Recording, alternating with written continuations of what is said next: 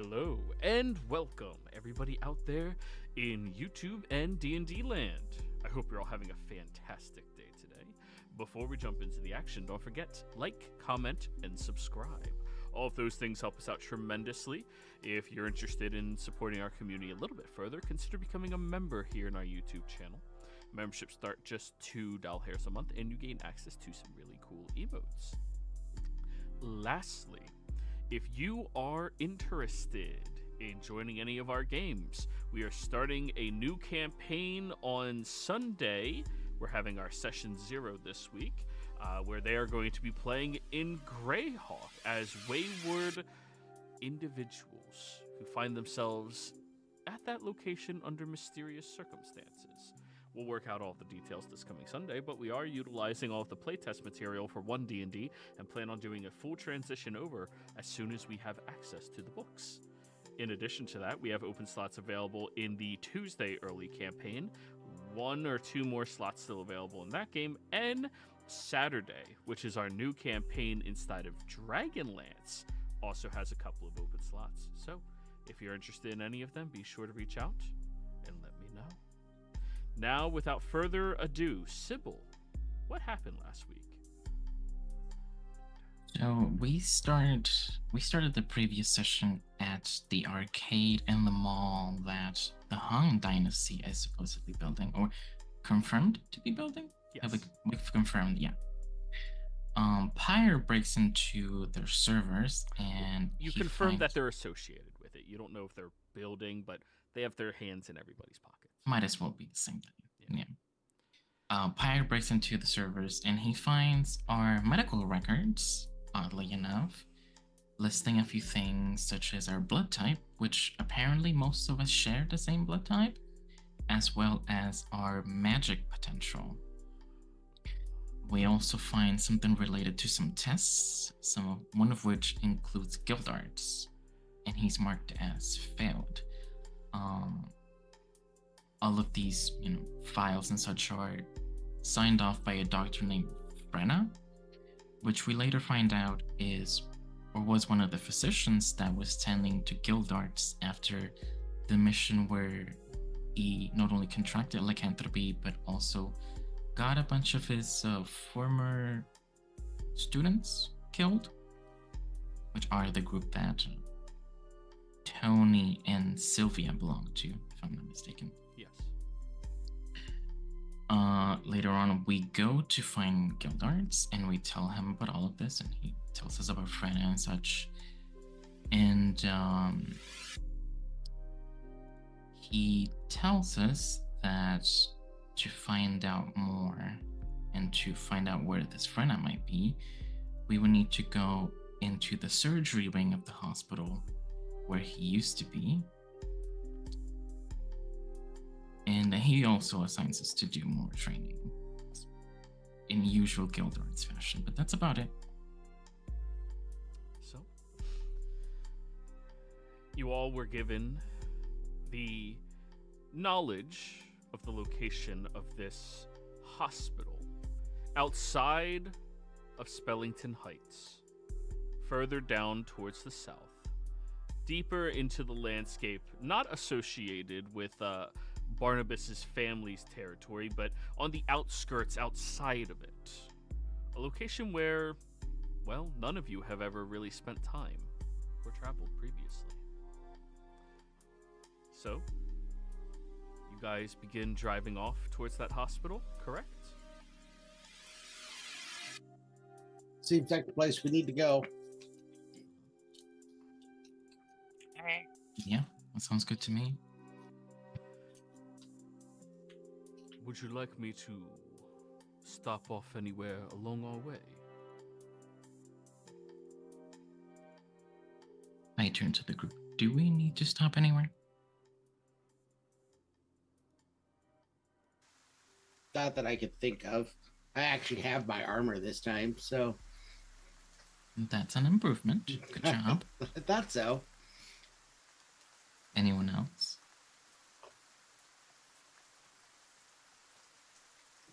You can take us there, Jeeves. Very well.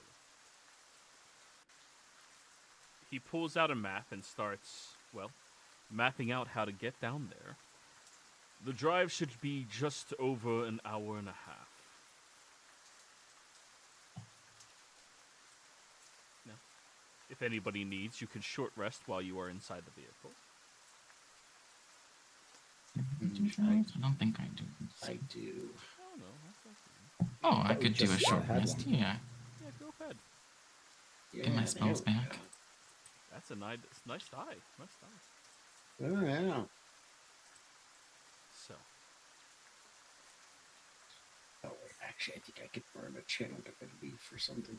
I guess I get those back on short rest. Oh, no, never mind. Those come back on long rest. I don't want to burn that yet. Okay. As you steer inside the car along the winding road, the relentless rain pelts down, creating a steady drumming against the roof and windshield. The wipers swipe furiously, barely keeping up with the downpour. Each turn in the road reveals only more shadowy trees, looming like silent sentinels in the ever-dimming light. The isolation presses in, a stark reminder of how far removed you are from the bustling city. An hour goes by, and finally, the hospital comes into view. Its imposing structure, an outdated behemoth of concrete and glass, stands stark against the stormy backdrop. The parking lot is nearly empty, hosting only a few scattered cars that look as if they've been left behind, forgotten. The sight sends a shiver down a couple of your spines, hinting at the desolation that awaits inside.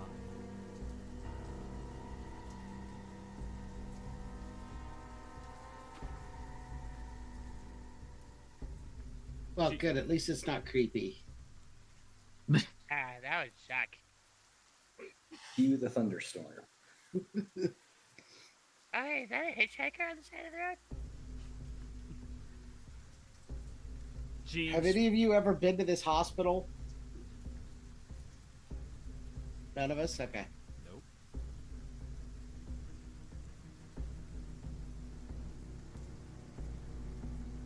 That was my only question.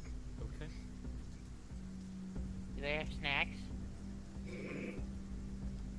Typically, these locations have vending machines. If To you the wanted vending me machines! to stop off at a food establishment, you should have said so before we left Spellington.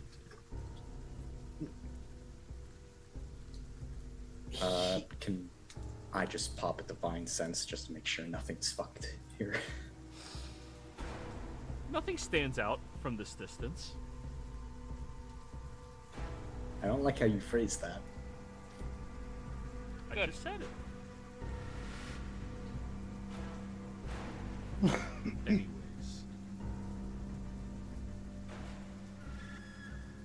You walk up to the front doors, which are these massive, solid doors that have these glass panes across them, the familiar metallic bar that you have to push and really lean into in order to open them up.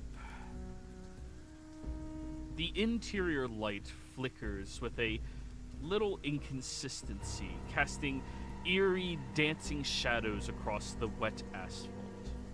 Each beam of light seems to hesitate, as if reluctant to reveal too much of the gloom. As you pull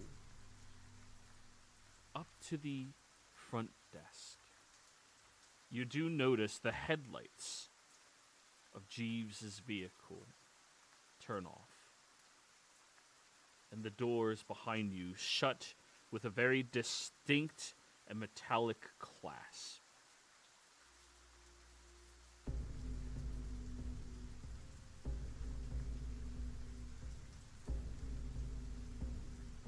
You can taste the stale air, the antiseptic nature of it seems to greet you. A stark contrast to the fresh, rain-drenched atmosphere outside. The interior of the hospital is unnervingly quiet, the kind of silence that feels almost oppressive, as if the walls themselves are holding their breath. The only sound is the faint hum of the fluorescent lights overhead, each one casting a harsh, unwavering glow that seems too bright against the sterile white walls. The main lobby is expansive, with a high ceiling and a floor that shines with a glossy, over-polished look, reflecting the fluorescent lights and making the space seem even more stark and unwelcoming. The reception desk, unstaffed and shrouded in shadows, holds a few scattered papers and an outdated little terminal that flickers with a dim green light. You were asking something? What time of day was it when we got here? By the time you got here, evening. You would know that it was about 6 p.m., which at this time of the year is nighttime. And as cold as it is where you're at, the rain is frigid. Other divine sense. I'd like to walk up to the front desk, and is there like a bell or something that I can... There's no bell, but you do see something else. You see that they have one of those small microphones that you push the button and it echoes across the wards.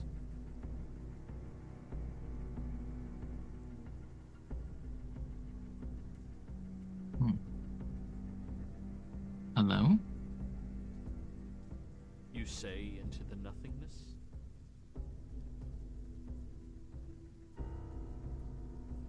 You all hear a door open with the same metallic clank as the ones that you just walked through, and then you hear the churning of a squeaky wheel rotating down a corridor.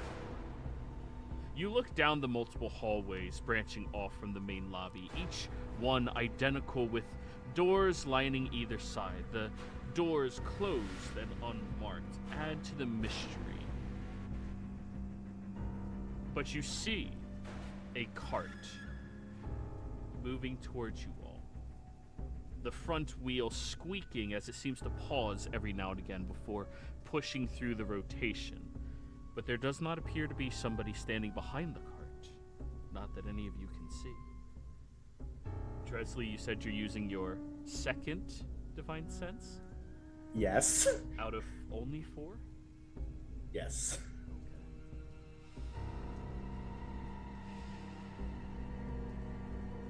Nothing yet.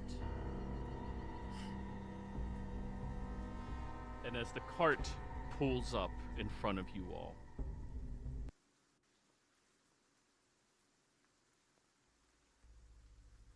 you hear a little huff from the other side of it. A gnomish individual steps out, unseen as they were pushing the cart, taller than themselves, down this hallway. They look up at all of you.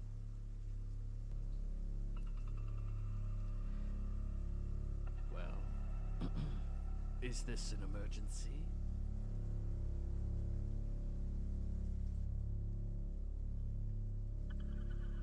No.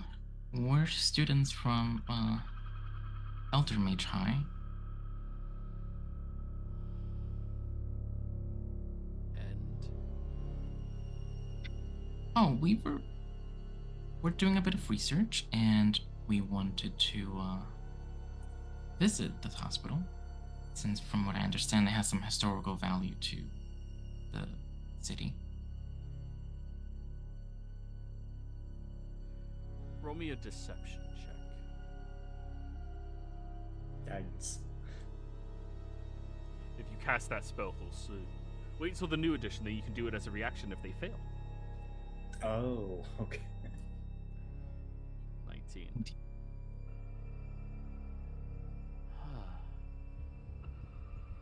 Well, you picked a horrible time to come out here. You see, the main power grid seems to have gone offline, and many of our staff seem to have gone home early due to the significant storm that's moving its way inside. Moving its way inside? Like inside the hospital? Inside the area. Ah, There's not storms in hospitals. hence my confusion. Now, much of the staff is gone right now, and if you're interested, we can, well, schedule a day for you to come back where one of the doctors is available. I'm sorry, did he say who he is? Did he tell us, like, what? He's wearing a, attendant's outfit, like a nurse. Does he have, like, a little name tag or something? He does, in fact. You look over at the little name tag, and you see Liverstein. Oh, well, Mr. Liverstein? Yes. We are not sure when we might be able to come back since, you know, we're nearing exam season. Would you be willing to maybe give us a tour of the facilities? Maybe tell us more about the hospital? Historically speaking, of course. Fine. But, you're gonna have to keep up with me as I'm doing my rounds, and, there's gonna be a couple of moments where I have to leave you all outside of certain areas that I'm not permitted to bring you towards. That's fine by us. Good. Well, I'm gonna be doing that. He, goes over to the front doors. You see him reach underneath his robes, pull out a key, and lock the front doors.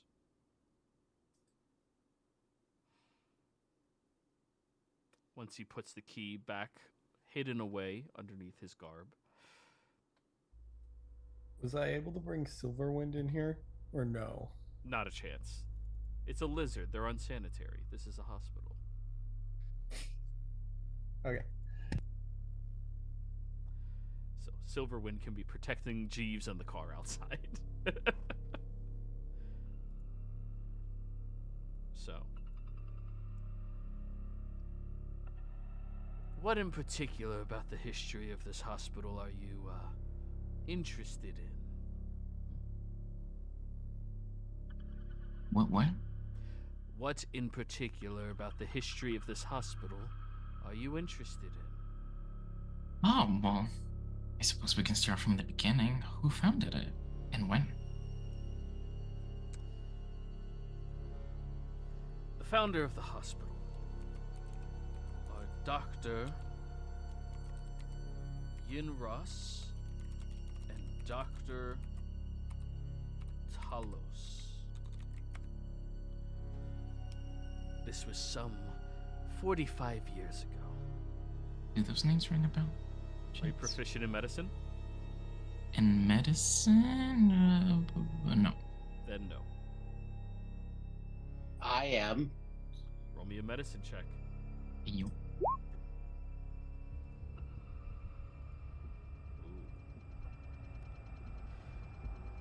Yin Ross was he was a personal physician who used to do home calls inside of Spellington back before it became Spellington Heights. The reason you're familiar about him is because they preach about him when it comes to unethical treatments of medicine, where blood transfusions from individuals is only recommended if the two individuals have the same blood type, and he seemed to found a way to do a spell where you would transfer the life force of the individual, the caster, into somebody else, but he changed it to transfer the life force of one individual to another, which had this huge problem of poor people in Spellington back in the day being offered money in order to heal the rich upper class. And a lot of those poor people would die. We briefly covered parts of Yenras's history in my first aid fundamentals course. Well, though some of his practices were outdated, he is no longer associated with our facility, and it was in these practices that he found the funding in order to bring about a hospital in a much needed world.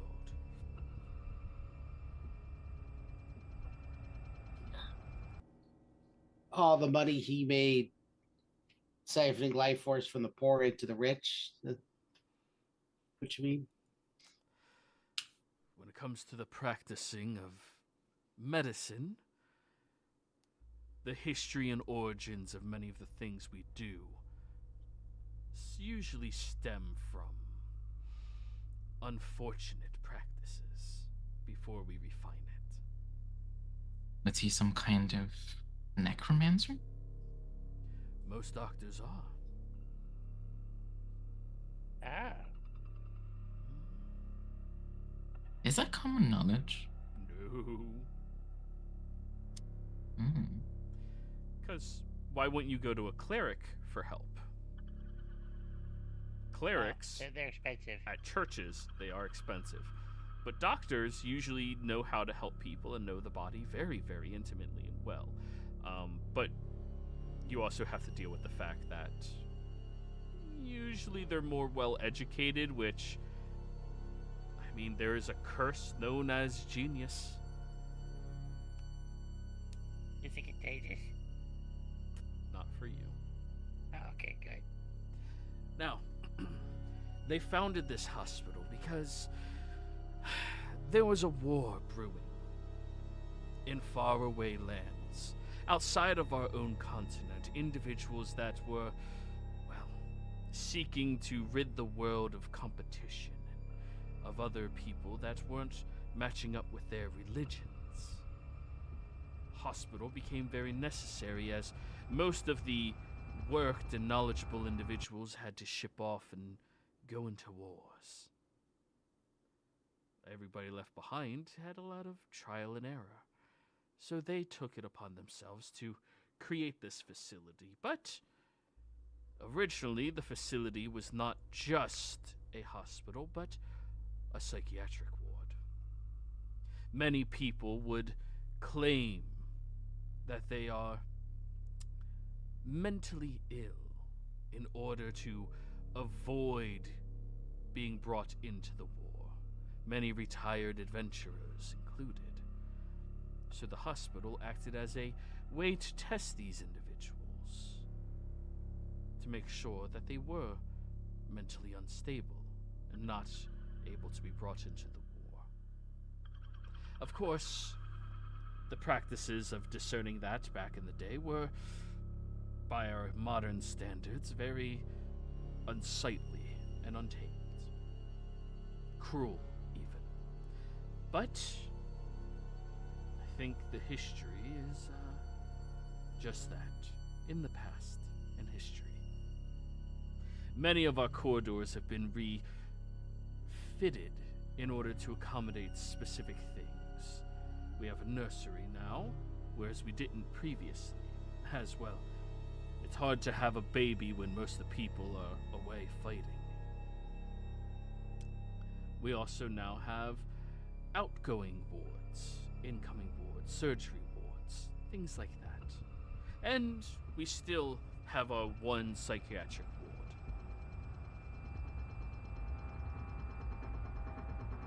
That one is under new leadership, however.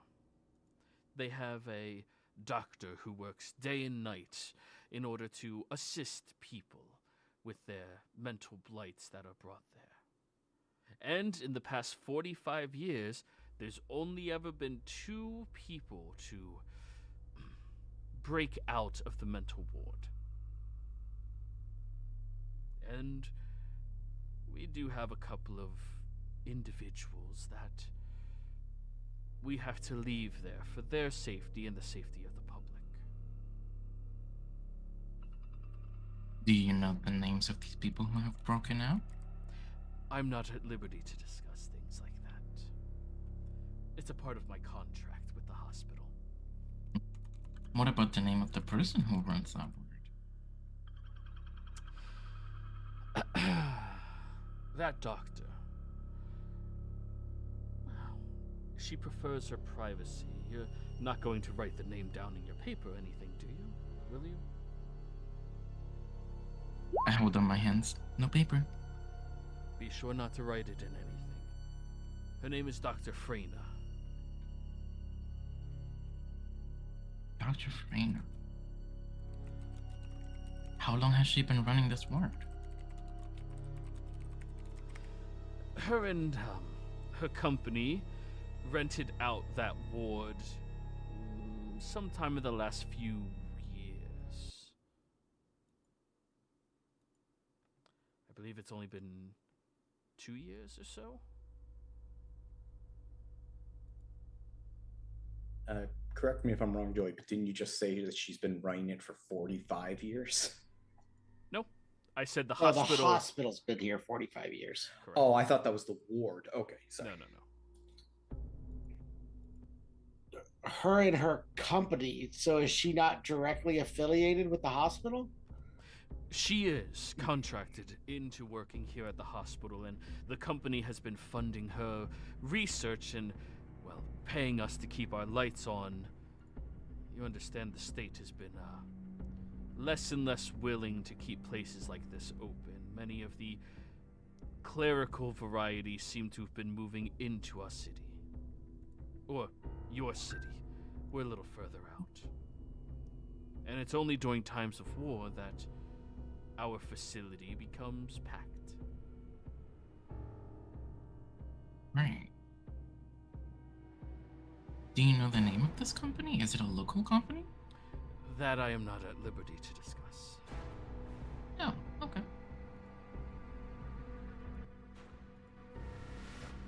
He pulls over towards the waiting ward, which is a location where many individuals are currently in their beds, and please stay out in the hallway.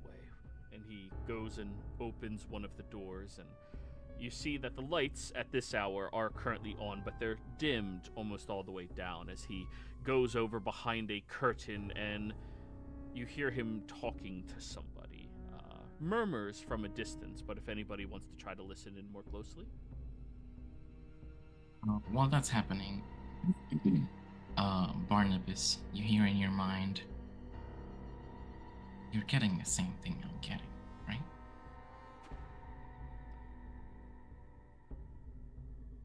What, that Dr. Freena's running it out of the psych ward and I'm assuming at the funding of the Hung family? Is that what you mean? Yes. Yeah. Yeah, I'm on the same page. Okay. So we need to get into the psych ward. He said the surgery wing. That's what Gildart said. Gildart said to search for records at the surgery wing, but we were looking for records to try and find Dr. Freyna. If Dr. Freyna's running this, I thought he said, the gnome said she's running the psych ward, right? Correct. Yeah. Yeah. Yeah. And from what he said, it's possible she's here right now. Yes. So the only thing we need is Dr. Freyna. So he comes back out with a emptied tray with him and a wrapped up medical bag that he tosses into this closed lid trash can that he has. And he puts the tray back on top and climbs his custom step stool in order to set up the medication for the next patient. You do notice on this cart there is quite a few little tiny plastic cups that have between 3 and 10 pills in them stacked up. Now, be sure that you're going to be quiet while we're in this ward. Many of our patients here, they are recovering from surgery or they're getting prepared for surgery in the next couple of days. They really need their rest. How is your staff? Is everything okay? You're not understaffed or anything like that? We could always use more physicians here, but recently we've, today in particular, we've had 3 of them head home already. As soon as the main power was knocked out and the backup generator came on, they decided that we're going to be putting our facility at minimal resources. We do have generators, but... Is there a specific reason why the people here choose to come to this particular hospital instead of the one in town? What kind of patients do you see? Anybody that needs help. And, more importantly, anybody that wants to be out of the prying eye of the press. Oh, I see. Yes. I won't ask for names. Of course, and I would not grant them.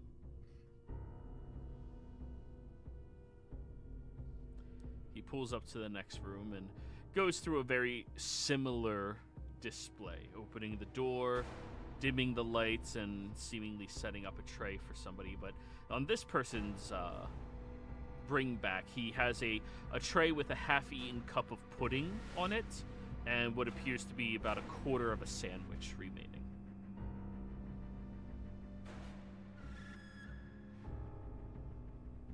Just waiting for Durin to try and steal it and eat it. I was just about to say.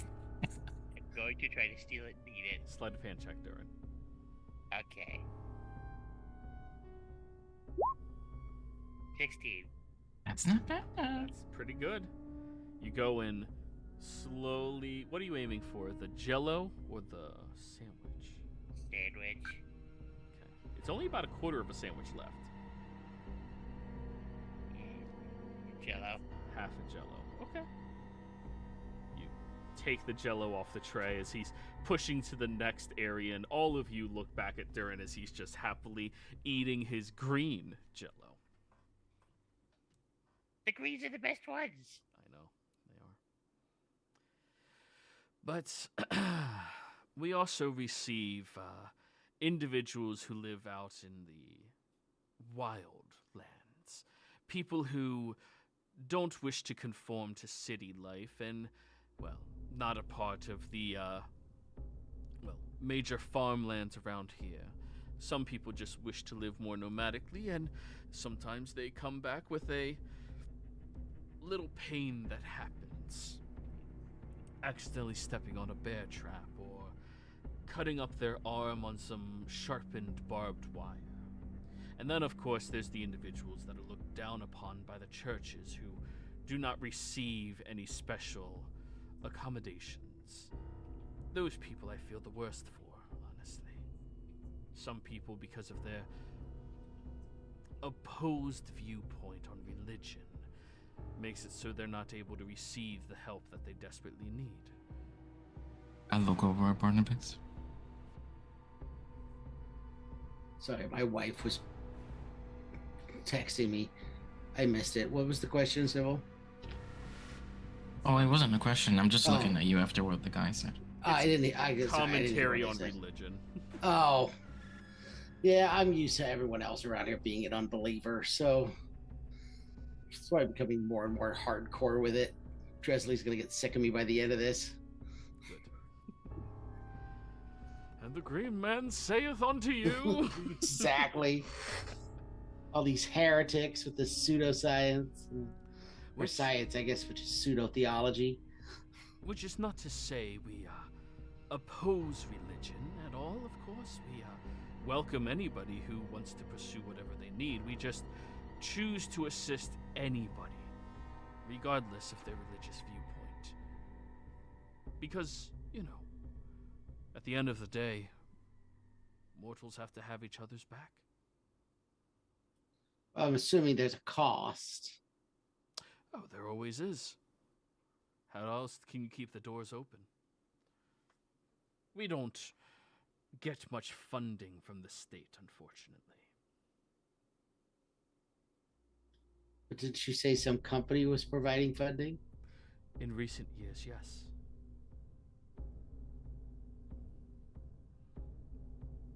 Seems awfully generous of them.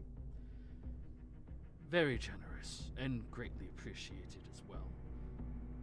He goes into the third room at this point, and he seems to bring with him a tray. And when he gets back behind the curtain, you hear this little rattle sound, like metal on metal.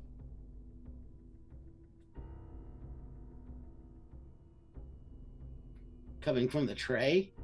Coming from behind the curtain in the room. Oh, coming from behind the curtain. Can I try and peek behind the curtain? Roll me a perception check.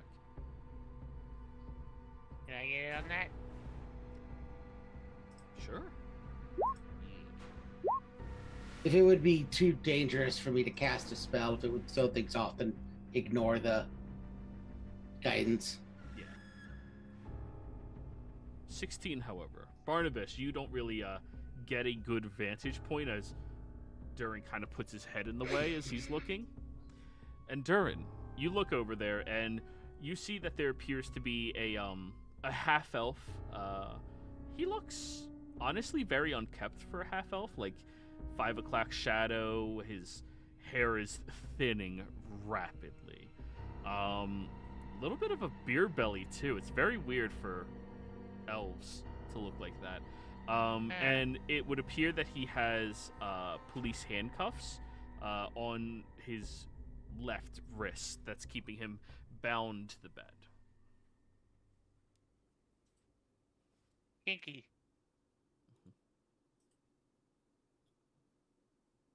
I do say that out loud. He'll look over after you say that, and I'm sorry, but a bit more privacy would be appreciated, and also don't get seen by this individual. They're here to be looked at to make sure that they're safe, but they are in fact they are under arrest by the local authorities. Oh, we know those guys.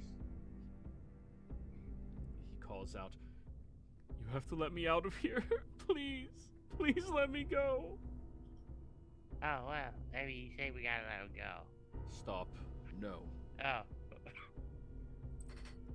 There'll be no letting of anybody go. Oh. He is a prisoner that we are caring for. I'm gonna look- Doran. Oh, go ahead, Bernal.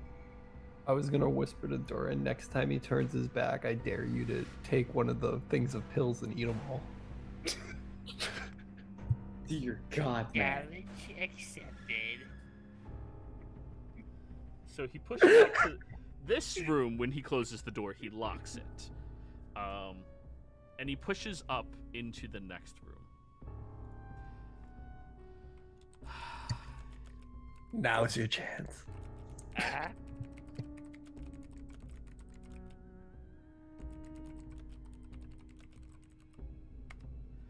You want me to? He goes inside the room.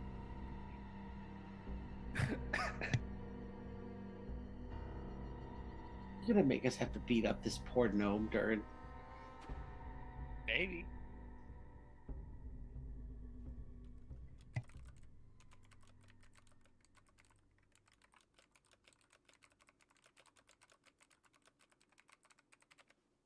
So, Durin, are you going to try to steal them or what? Yeah. Okay, sleight of hand. I have a question. Did Barnabas get any knowledge of the other doctor when he got that role?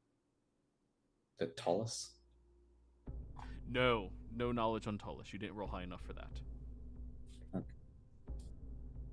Okay. So, Durin, you go to reach over towards the pills as he's leaving, and you kind of, you knock the little plastic cup on the floor, and it loudly scatters across the floor as he stops and turns and looks over at you all. What are you doing? Nothing. So it was accident. He tripped. He's a little clumsy. He puts the tray back up and he reaches down and starts picking up all of them. Let me roll an investigation for him real quick. 11. He seems to get all of them except for one that remained by your foot, Renaud, that you kind of like hide with your foot. Shit. Alright, I'm just gonna have to get another one. Any of you see a tiny green pill? Or a big green pill? It's about the size of my thumb. I'll look around. Perception check.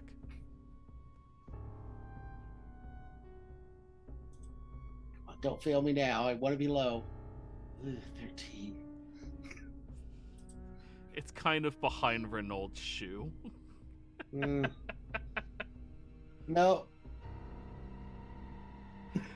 Okay.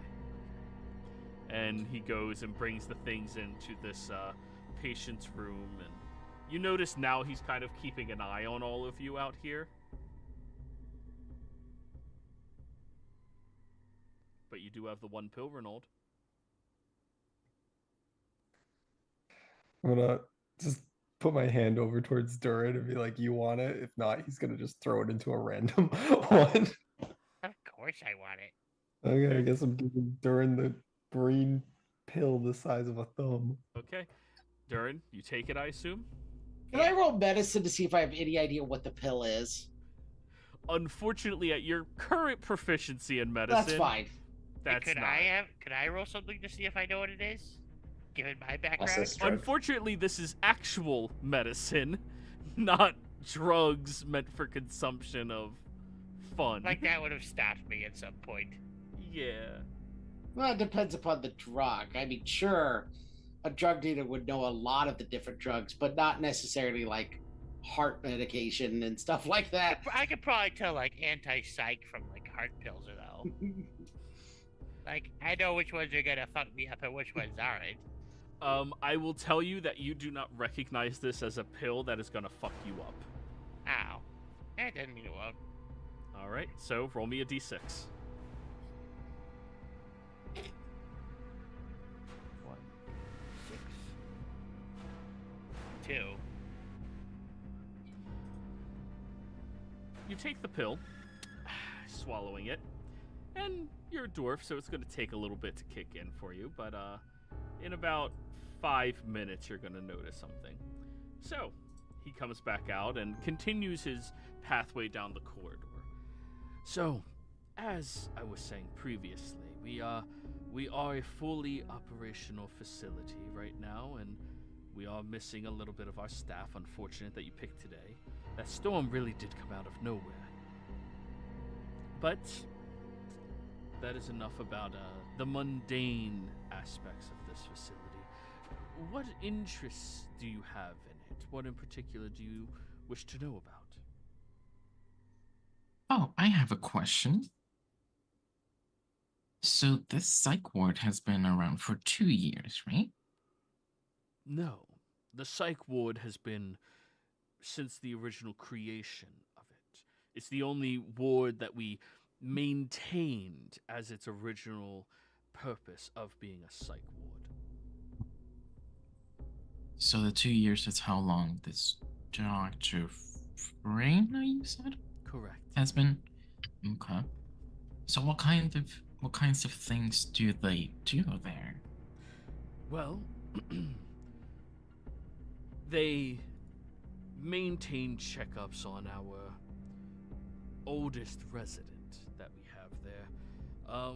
as well as checking up on other residents that needed to be brought forth from various other locations. If somebody gets a little too riled up in one of our other facilities and it's needed to give them a couple of days to cool off, we have one of our own rooms that we can put somebody in to keep them more stable and safe for themselves and others' benefits. But for the most part, they're conducting some unique research.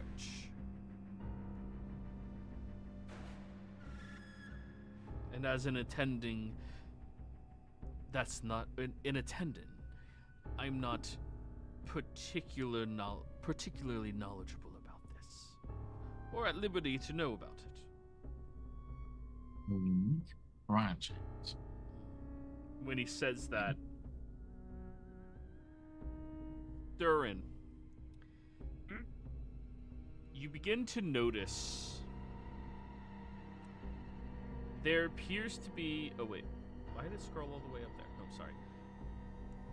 You begin to notice that the outskirts of your vision begins blurring and distorting a little oddly, causing it to be difficult to perceive depth and movement. For the next 30 minutes, any perception checks to see details or read text automatically fail, and your attack rolls against targets more than 10 feet away have disadvantage. He wasn't gonna read anyway. Yeah.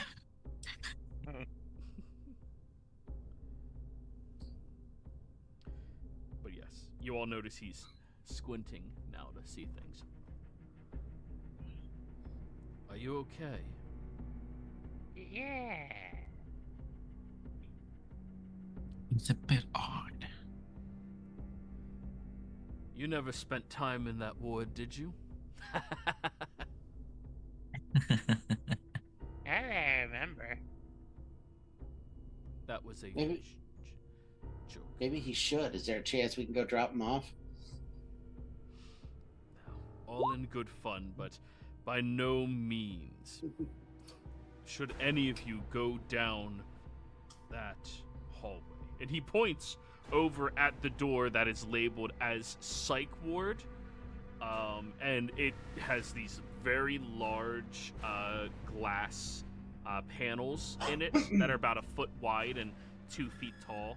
And you do see that there's a key that looks like it's not in the lock, but like dangling next to the bar that would open it, that locks it from the outside where you are. So what kind of... Don't go there in particular. Nope. Not I there. do take one step toward it before I realize, oh, he said no. Okay. Darn. So what kind of research has come out of there? I mean, if they've been around for so long, they must have finished something, right? Well, that's the intriguing part. Medical research usually takes years to develop, if not a lifetime. So, only 2 years in, they probably don't even have the very more than their entire thesis already developed. Oh, no, I don't mean Dr. Frainer specifically. I mean other people that have headed the ward. Nobody else is really researched in the ward. Usually it's just about tending to patients and keeping them safe or keeping others safe. Things like that. So she's the first one doing research on that? Yes, which is a very common practice for psychiatric doctors. Those are doctors that tend to the mental health of individuals. Is she some sort of wizard, cleric? Or is she normal person? Well, I haven't particularly seen her do very much. But based off of my interactions with her, she acts very similarly to many of the other doctors.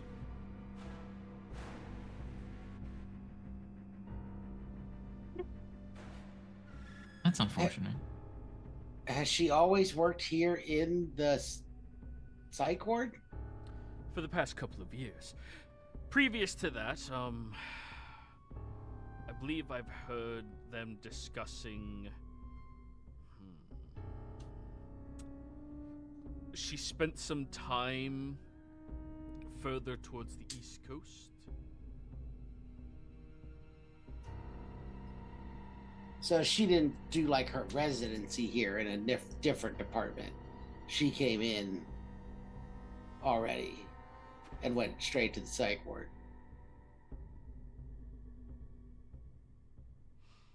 That is correct. She was the physician who came forward wanting to work on this specific project here, and our facility was apparently perfect for them.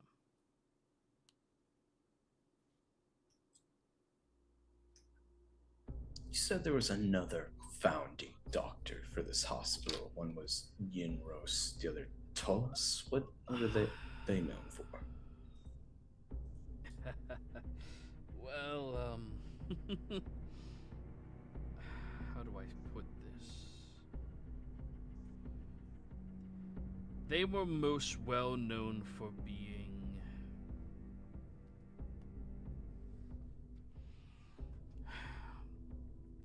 you have to understand, when it comes to medicine, there are typically 3 types of people that are attracted to it. People who are intrigued by the things that they do not directly understand or have control over. People who are fascinated by the medical attributes, much like the Dr. Freyna is. And then there are those that wish to help, no matter what it is that they are doing. Those that want to try their best to heal people of whatever blights may be upon them. And in very rare circumstances, there are people who are gifted, who are just better at doing certain things than everyone else. And they want to test themselves.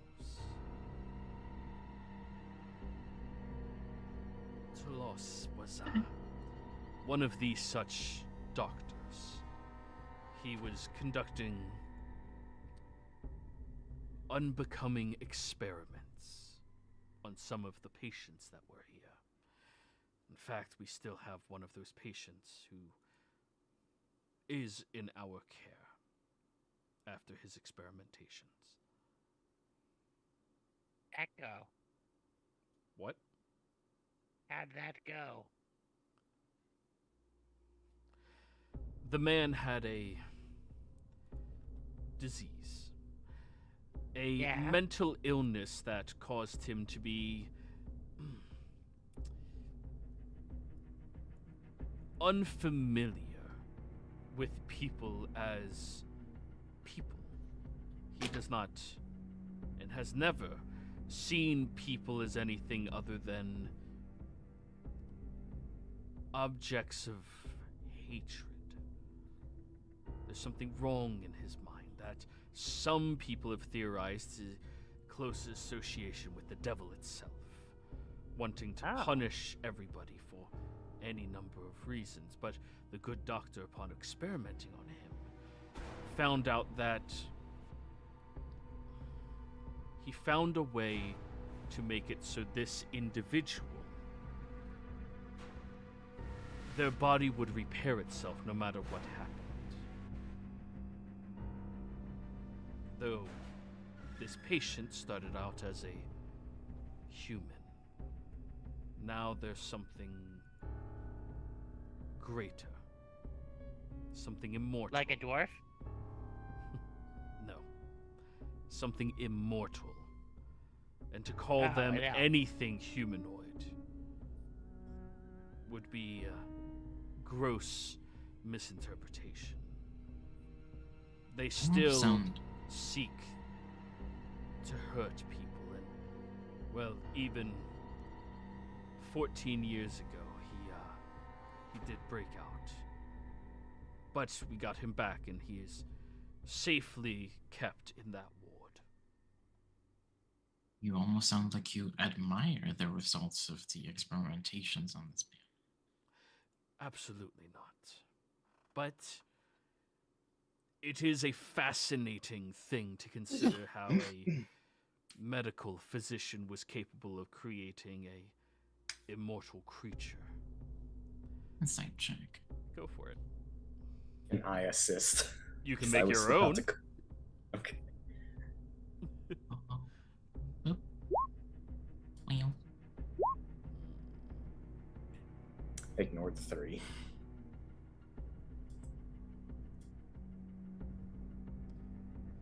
So, the two of you, this man kind of gives you the creeps. It could be the story, it could be the evening that you're experiencing, it could be any number of fucking reasons, but he certainly gives you the creeps. But you don't sense any innate hostility. Or even innate aspirations, or I guess fanboyingness? Ideology, thank you, towards that. Just more of a fascination of his job. funnily enough, my mother is a psychiatrist. Maybe you know her. By name, at least. What is her name? Dr. Asutali Extaminos. You're Sybil. I am, yes. I'm the mayor's daughter. Yes, you are. That is... Well... That is remarkable.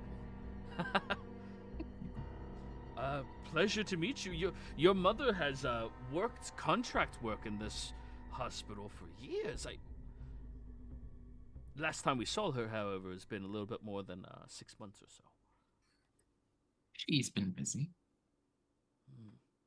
Well, as per usual, her research and her development and aid is always greatly appreciated. That means your father has... You were born here, Sybil. Did I know that? No.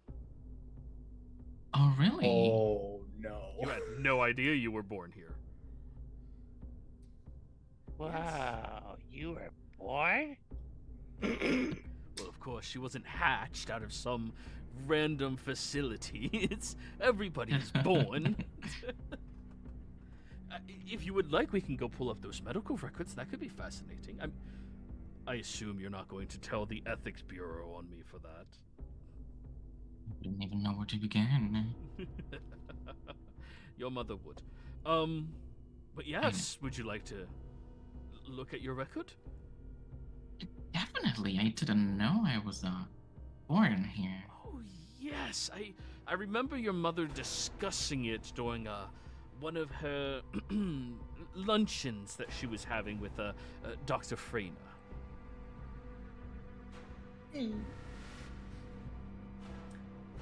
Really? They work together. Oh no, they work completely separately from one another. Whereas your mother is applied medicine and the treating of individuals and their psychiatric states. She has been one of the primary people to handle our more terminally ill patients when they come here. We have a standing contract to reach out to her if that ever comes to light, and to allow her to help them come to grasp with what is happening. Whereas Dr. Freyna is purely research and development. Such a small world, isn't it? Small town, at least. It is. And he's now turning the cart around to start heading over to the filing room, the records room. Mhm. Now, he stops over at the front desk where you begin to notice that the rain has picked up tremendously and is now coming in sideways. It is slamming and pelting against the door, and as of now, Jeeves's vehicle is just a very small light from the headlights off in the distance. Though you know he's parked 30 feet from the front entrance. It's really pouring outside. Yeah, unfortunate storms. They seem to come and go. But anyways, he brings you guys over to the terminal that he cracks his fingers and begins typing with only 2 fingers at a time, as everybody in the 80s does. And eventually, he finds the record filing number for yours, and he writes it down on a little sticky note and places the sticky note on his chest. All right, now I can't reasonably let you into the records room, but I'm just gonna step out and go grab that for you real quick. All right, thank you. Oh, when I get back, I'm going to tell you. I'm sorry that this might be a little macabre, but the individual you were inquiring about, the person experimented on, Calvin Harker. Your mother has met and spoken with him on numerous occasions. And I have a story for you when I get back. And he excuses himself about halfway down one of the other corridors and has to swipe a card key to get into the records room. I turn to the group as he goes into the room.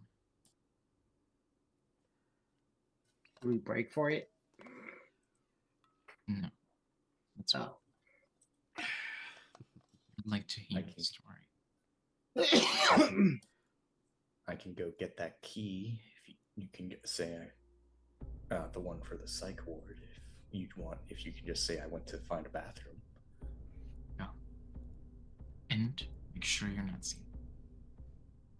I will stealth my way to the psych ward. All right, go ahead and roll me a stealth check.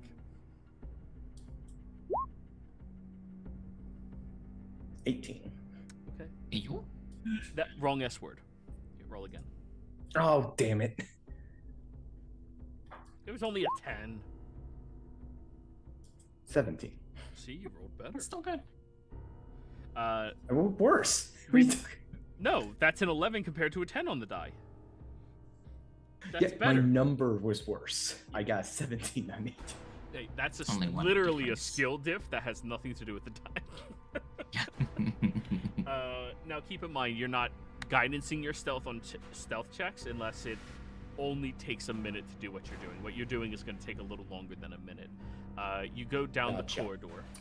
Ooh, can I snap my fingers and have my cloak be like midnight? My suit be like midnight blue now, so it blends in with the shadows better. Yeah. Because you said we could change the color. Yeah, you can change the color. It's still like shiny and stuff, but like it at least blends a little easier. Roll me a perception check. Perception check.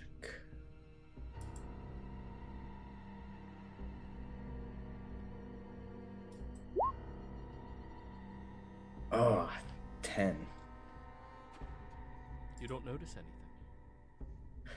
You take the key, which is wrapped with a metallic chain that has a little like latch to keep it tight, like tightly hooked through one of the loops in the chain, and you unloop it, take the key, and head back to everybody else. By the time you kind of like slip up behind everybody else, the attendant comes out holding a file. Ah, yes, here you are. How many things are in this file? Like, does it look like a big file, or is it? It looks like it's a few pieces of paper. Okay. Yes, and, May I? Oh, of course. And he places it on the table and pushes it over to you, sitting up in his high chair to be able to see. I'll start looking through it. So, the first thing you see, Sybil, is the hospital's version of your birth certificate. They get a copy and you get a copy to keep perfectly on file. You look at it and yeah, that is your full name signed by your mother and your father, and signed by a third party. Is there a The name third that's party, written out? yes, is just written Shay. Shay. Do I recognize this name? Roll me a history check. Okay. As you're thinking. I do a thunk. The Big history. thunk energy. Blech. 7. No. Now roll me an investigation as you're looking at all the notes. 16.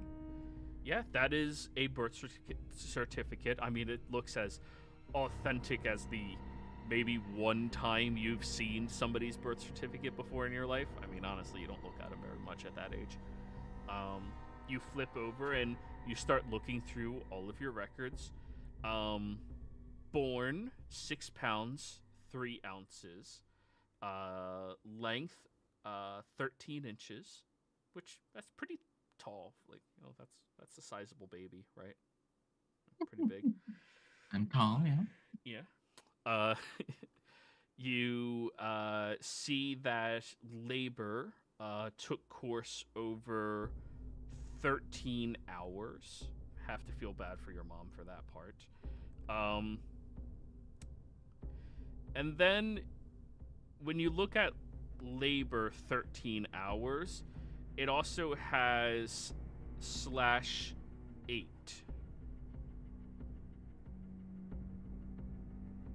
13/8, like the number 8. Yes. Do I 13 know what that hours, so means? it's 13 hours /8. Do I know what that means? No knowledge on medicine? No. Oh, what does this mean?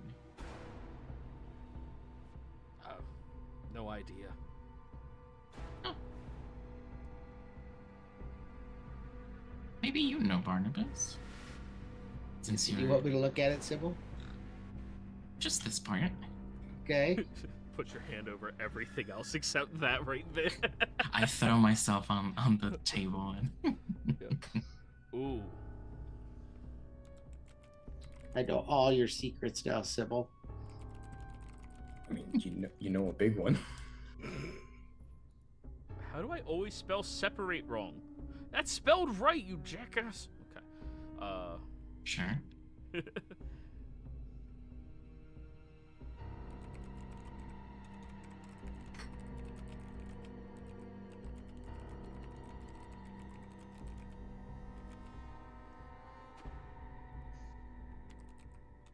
Just realized it looks like there's a ghost behind me.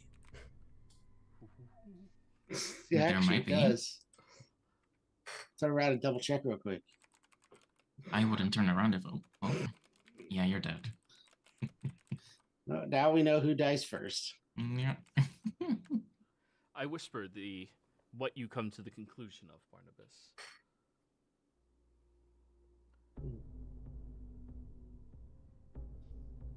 Oh, I'm not really sure I know exactly what that means, Sybil. And I'll like stare at her and think the answer into her head, not having any idea how Sybil's telepathy actually works. So just assuming she's constantly monitoring my mind.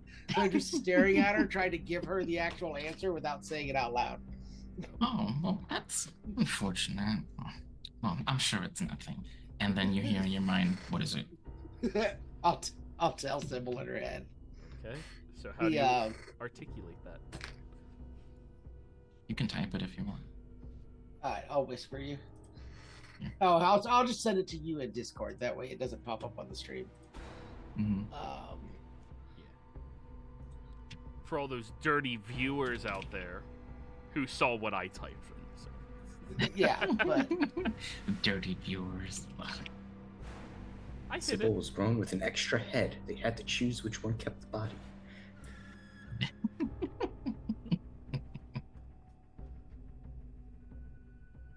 first was the amount of time to create the egg. The second was how much time for the egg to crack.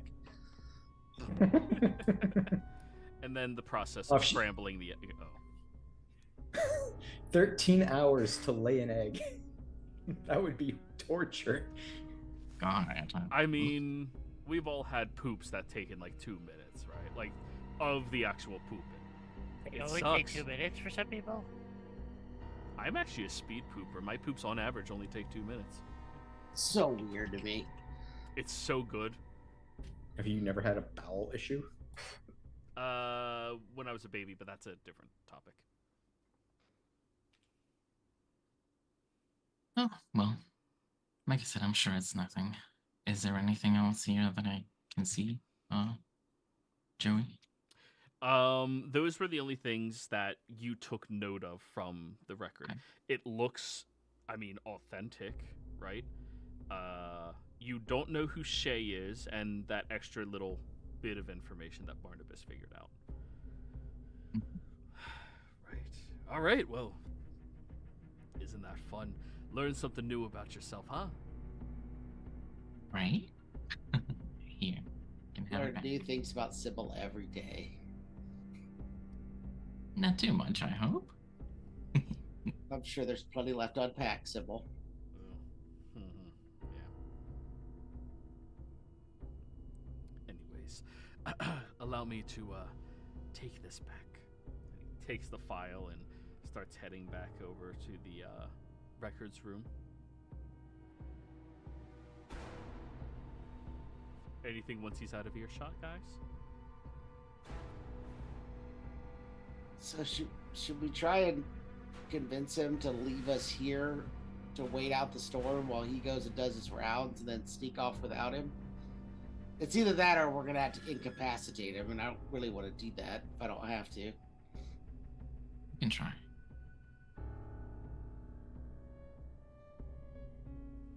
The first person you guys don't want to incapacitate. He's Was been the- nice so far. Yeah. I Actually, no, not the checked first my time. car. It's every time. Every time Uh, that there's an NPC who breaks the law for you. Is he like drinking anything? Nothing so far, no. And I check the cart to see if there's any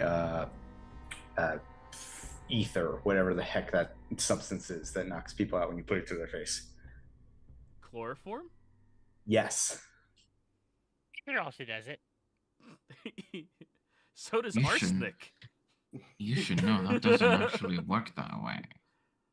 Not intended to work that way. Yeah, it's a fantasy world. It works that way. So, Dresley, roll me a Fair medicine enough. check. Let's see if you recognize anything on this card. Oh boy. Oh, he's not in earshot, so I can turn on guidance. Yeah. Come on, I got this. That's a 12. Yeah, it is.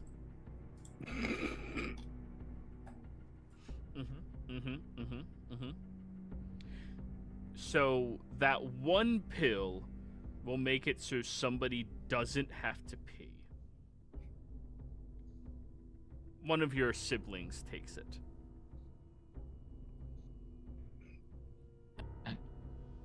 Why? Well, for people who have a problem with having to pee too often, it's a good way to regulate themselves. What are you Almost looking- nobody has to take that except those people. What are you looking for on the cart, Tresley? I don't know, something to, if we need to, just put him to sleep for a bit. Safely. I'll try and search for it. Help him. I mean, what's about 3 points of an IQ point knocked off that chloroform gives you? You Yeah, he'll take be a fine. bowl of that. Here, I'll hand it to Dresley. We're not concerned with the long-term effects. Now, Dresley, you have no idea how to use this properly, but yeah. Just Oh, here, I'll show you. Dude, my entire bit is I watched Mortal movies. Oh yeah, good point. Yeah, you're... I would know how to freaking smells. It takes roughly about 2 seconds for it to take effect. No So they're way, not- I call bullshit. Let me try that. they're painlessly knocked out for the next 12 hours. With no repercussions or memory of what happened in the last 12 seconds. Obviously. Exactly. That's exactly how it works. Everyone knows Testing it. that. So he I comes back a bide my moment. time. He comes back a moment later.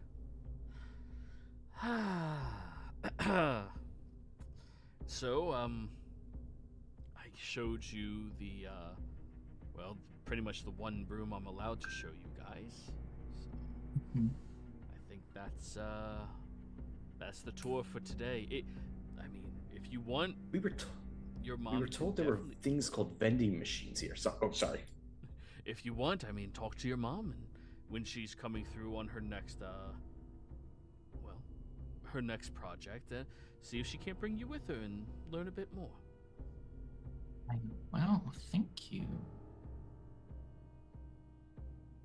You are welcome. And you were saying something about vending machines? Yeah, my buddy here, I think he's just really hungry. He's even more loopy than normal. Well, we do have, here, let me show you. And he, walks with you down the hallway past where the more general patients are, and you even see one of the guys kind of like walking through holding on to this large stick with wheels at the bottom of it, and this white clear bag of liquid that's connected to an IV in his elbow. And he walks past and goes, "Hey doc, just attending. Hi kids." Hi. Hi. Sorry, did he just call him doctor? Yeah, He most admit- people don't he, know the fucking difference. he corrected him that he wasn't, so.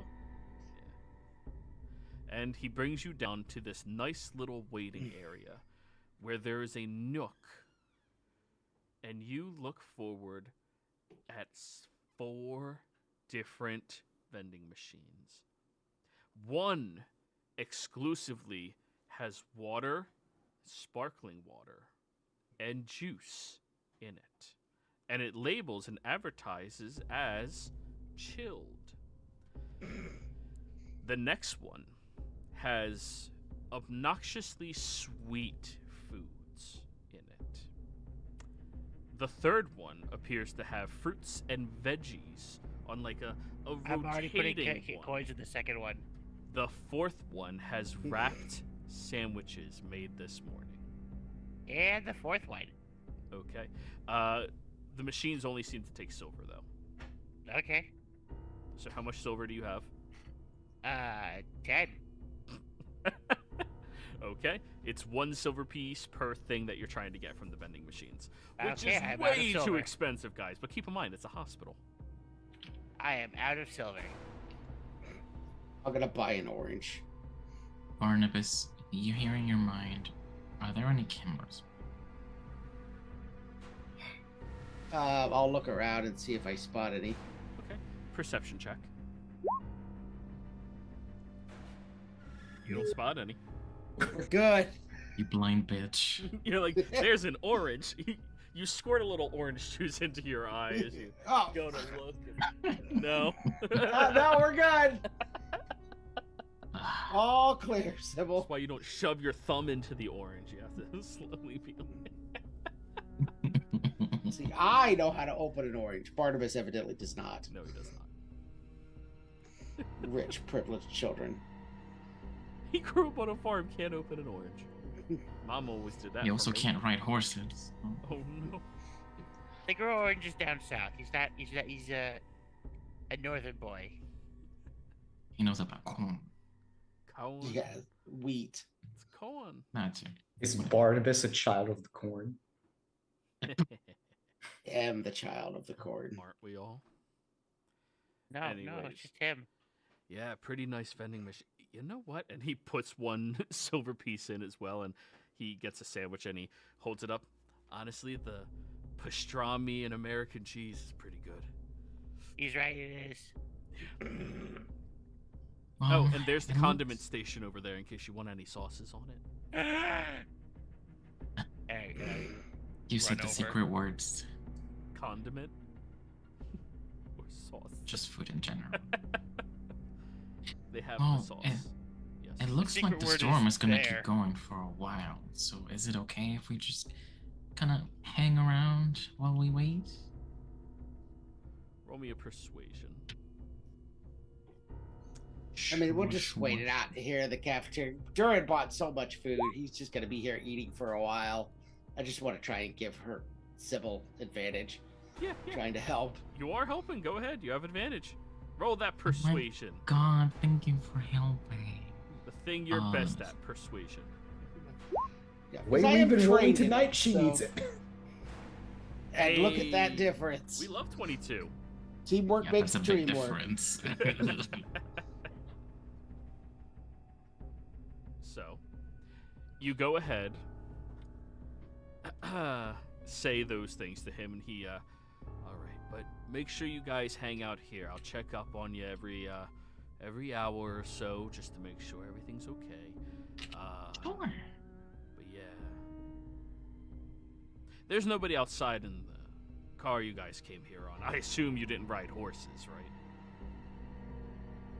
Well, there was a chance we could have, but somebody who lives in a farm doesn't know how to ride horses. I could ride a horse just fine. I just chose not to last time. We ended up updating my character, so now I have vehicle ground. I can't actually ride a horse now, but Yeah, but we'll I'm assume giving that you that came over the training when I learned how to ride the flying mount. Correct. So out of I character. practiced I'm just that giving you altitude. shit to distract from know. the question. Oh, yeah. We'll ride a horse at some point. Sure. All right. So, he leaves you guys over in the waiting area where they do have a handful of chairs that, I mean, they're not comfortable, but they're soft. And you hear him begin humming something as he returns back over to his workstation.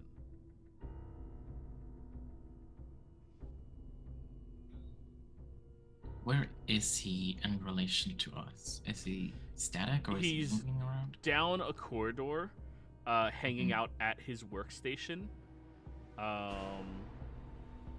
Yeah, just like a good 200 feet away in total, like pretty fucking far.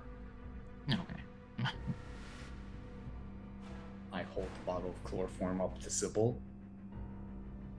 Plan B. Did you get the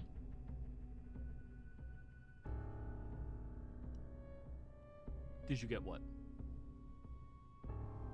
key? Did you get the key? Oh, I didn't. We didn't hear key.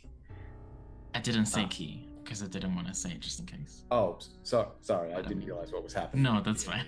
yeah, yeah. We couldn't hear the last words you said. She didn't say a word. I think that was the point. Oh, did you She get stopped the- as to not say it. Yeah, without Yeah, us being able to see your facial expressions, Yeah. the nuances Yeah, I ain't know. there. Like, Yeah. I know. I tap my breast pocket and you hear a metal jingle. Jingle, jingle. Good job.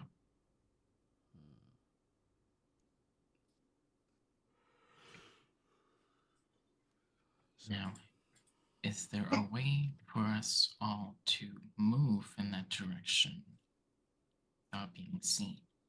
With our feet. I mean, this is a hospital. I assume there's more than one corridor going around. Is there, Joey? Oh yeah, there's about 7 different directions that you can head, and even where you're at, you don't know the layout of the hospital, but it would travel off to some other location. It wraps Is around. there a sign at the snack bar that says you are here? You gotta say, this is a hospital. They gotta have a map mounted on the wall. This is an old as shit hospital. Yeah. The map is old as shit. Yes, and Wait, we need a outdated. compass.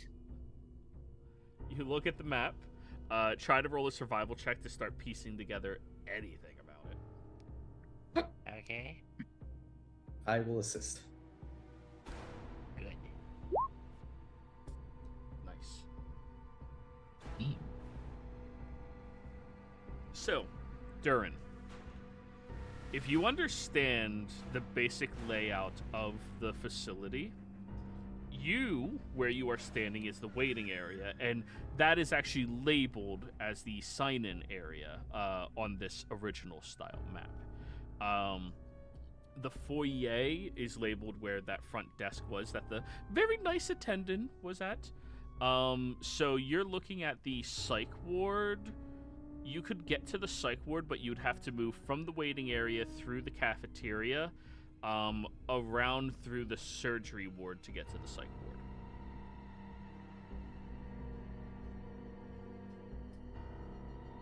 So everywhere we wanted to go. Yeah.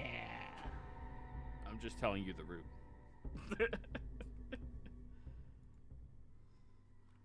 You gotta go that way, this way, that way, and then here.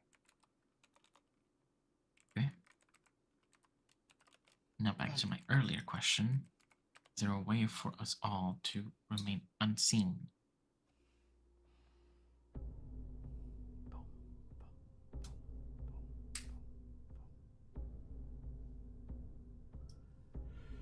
Well, I mean, there's not a whole lot of. We haven't seen any other employees while we're here, so I think we're safe to just go. Okay. Well, let's still proceed. Okay, cautiously. Okay.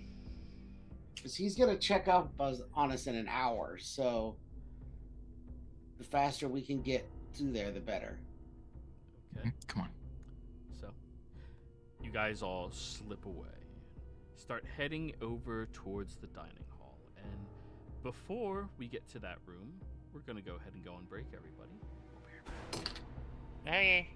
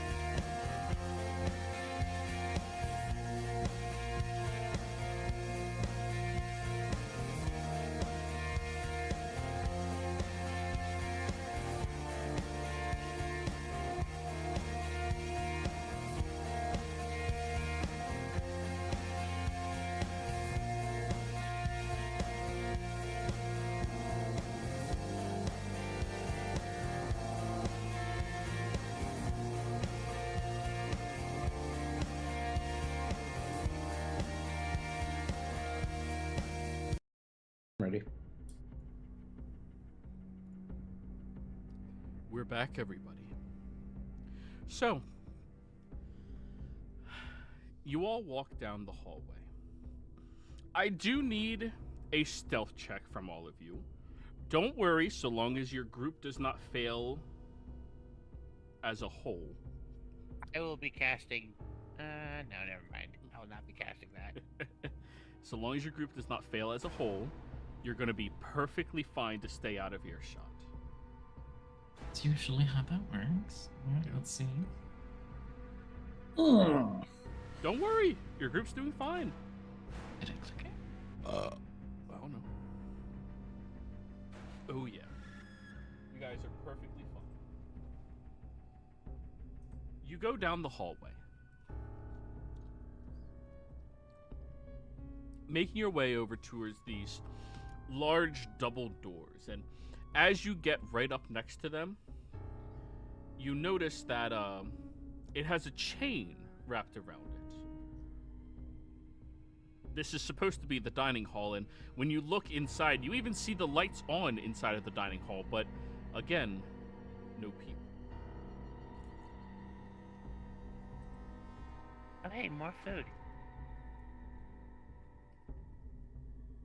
So the door to the dining hall is closed. There are chains, but the light is on. Yes, and there's a lock on the chains, in case, Right. you know. Damn it, the one time we need fire. You need him every time. What are you talking Yeah. about? But there's food! If only there was another way to open up this door without picking the lock.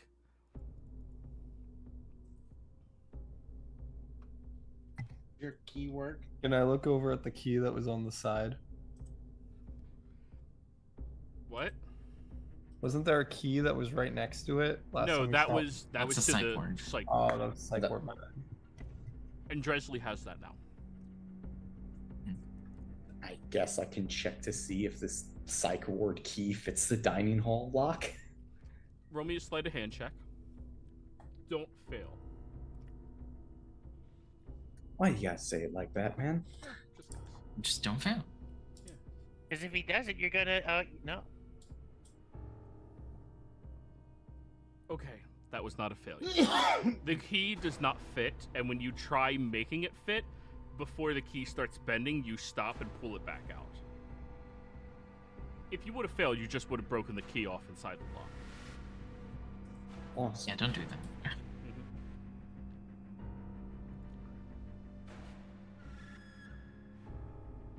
You said it's a chain with a padlock. That is correct.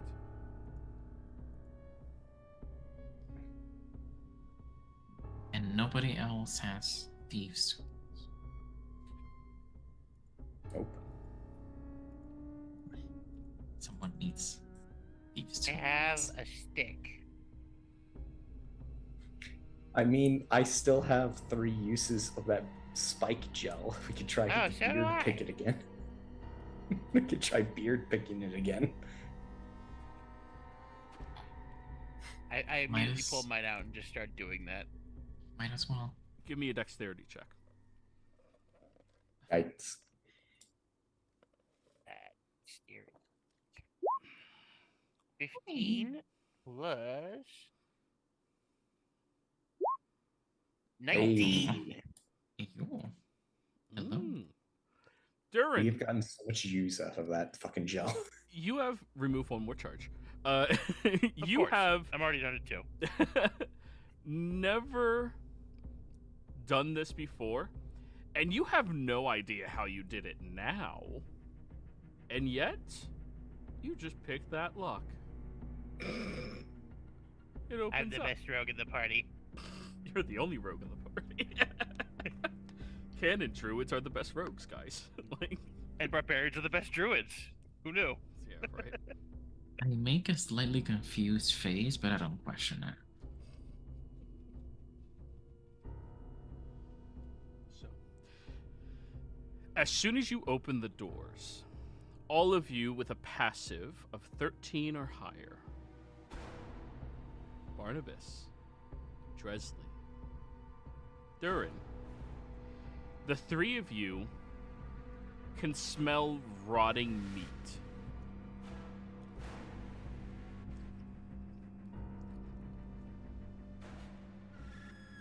Huh. Anyone else getting flashbacks to the school cafeteria and the veggies? Yeah, this isn't good. I would like Let's- to burn a I'm still charge of going in. divine sense. Uh-huh. Roll the ability in chat for me, please. Keep getting a glossy look in your eyes, Tresley. What are you doing?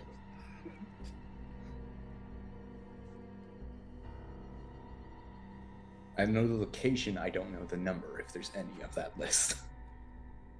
Over towards where the servers of the cafeteria would serve out to people waiting in line, you sense the presence of an undead.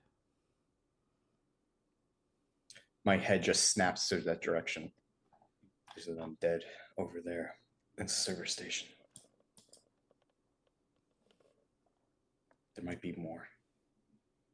Is that on the path that we need to take to continue onward? Well, we're going through the You'll dining cross hall. past it, but you don't have to go like next to it. Like that's over at the side of the wall. You're literally walking through the hall to get to the other doors. Okay, got it. All right, everybody line up in formation. Yeah, everyone line up, and we do not need to disturb whatever it is. So what is the 5-man formation? Just It's remove going. pyre. Yeah, it's going to be Ronald first, then Dressley, then I would say Barnabas. Durin. I would say Barnabas in the middle, then Durin, Okay. and then myself at the end. Oh, you're bringing up the rear. Okay. Yeah. Great. As you all sneak past over towards the doors, Dressley and Durin, the two of you hear whispering coming from back behind the counter, inside of the kitchen of this cafeteria. The words seem to be reaching out towards you as if they're enticing you to hear them, and yet you can't without getting closer.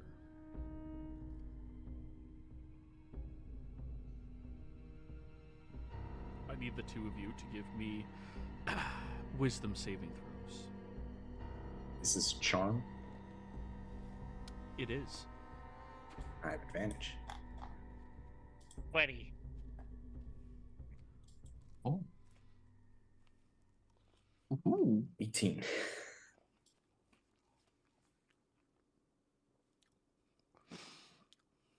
Some recess in back of your minds tell you that if something undead is beckoning you, you don't want to answer. So you just stay in formation and keep walking. You all make it across the dining hall, and since the two of you are getting distracted by that, Barnabas, perception check.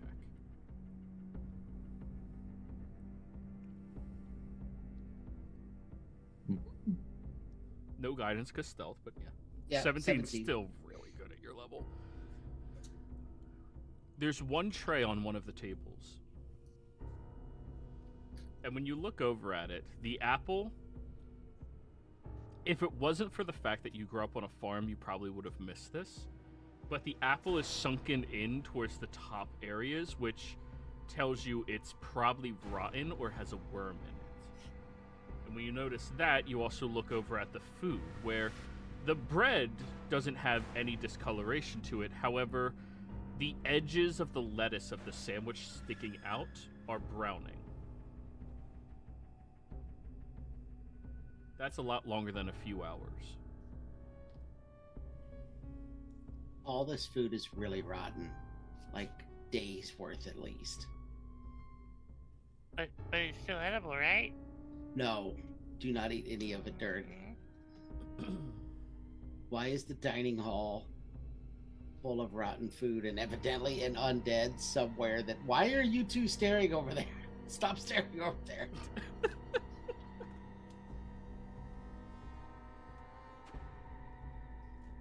Keep moving. So Come on. you make it over to the other door, where you push against the metallic latch, and it clicks open. You walk through the door. And who are the first three again? It's Ronald, Dressley, and Barnabas in that order.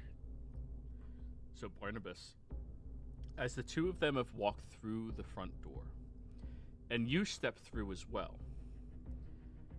you notice one of the tiles that they were stepping on almost lifts upwards, and I need you to give me a dexterity saving throw. My forte. 13. 13 is going to be a success. It is your choice, through the door or back.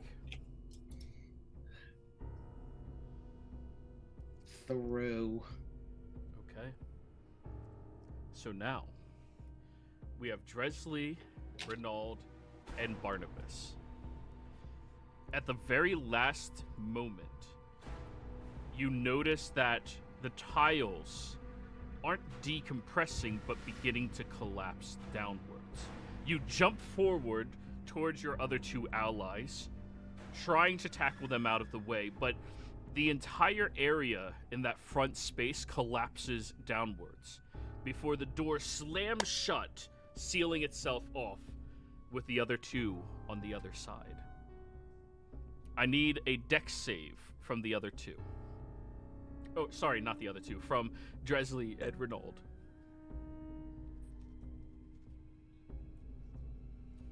16. 11. Renaud, you leap over as you see the collapsing happening, grabbing onto one of the corners of the windowsills of one of these rooms that you're next to in the surgery wing. As you reach out and grab onto that, you see Dressley's beginning to fall, and you snap your arm backwards and grab just barely on the edge of his finger, squeezing and swinging him over. Barnabas, you manage to tackle Dressley over onto the other side as the three of you look down at this long metallic chute that goes somewhere deep beneath this facility. And you look over at the door that now has Durin and Sybil all by themselves.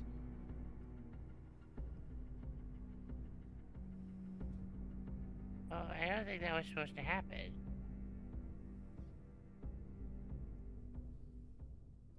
On the contrary, I think that's exactly what was supposed to happen. Good job, guys. Who has the grappling hook? I Right, so I don't get an answer to that question because it wasn't one of the people on my side of the door. Which means it wasn't Dressley or Renaud. That's what I needed to know. Right. Or do you have one, Renaud? A crossbow. Crossbow. So I have rope. I have Well- a crowbar. I could shoot a tied up bolt at the door and then try and make my way over and kick it in. How big is the gap, Joey, between us and the door? 15 feet. Ugh.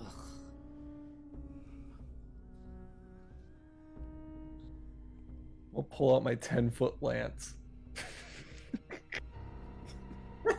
Where the fuck are you holding on to that thing? Haversack, bitch. Oh, yeah. Okay, I just hold my arm and I'm gonna like try to lean and hit the door open. I will assist Renaud as an athletic brace. I think it's since I'm on a mount, it's disadvantage, right? Yep. Okay. A 19, wow. Okay. You push against the door, and unfortunately, it seems to be locked. but without any keys on it.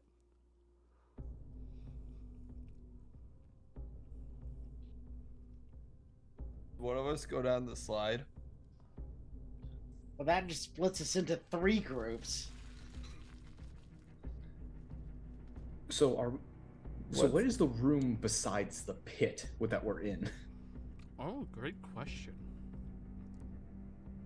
You turn to look, Dresley,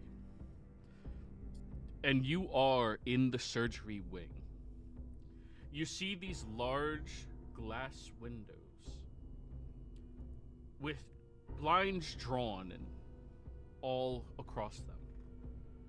You peer inside and you can almost make the shape of a body lying on a table inside of one of them. Then you look at a different one and, there's another body. And the hallway continues onwards like that. Wait, isn't this place closed? Why would there be bodies on operating tables? That's a great question. Can I make anything out through the window, or is it too dark? It is far too dark to make out details in those rooms. Okay. Is there, I don't know, like a light switch or something? There's doors into these rooms. Light switches are usually on the inside of the doors. I meant the hallway, sorry. Oh, no, your hallway is lit. It's the rooms that are dark.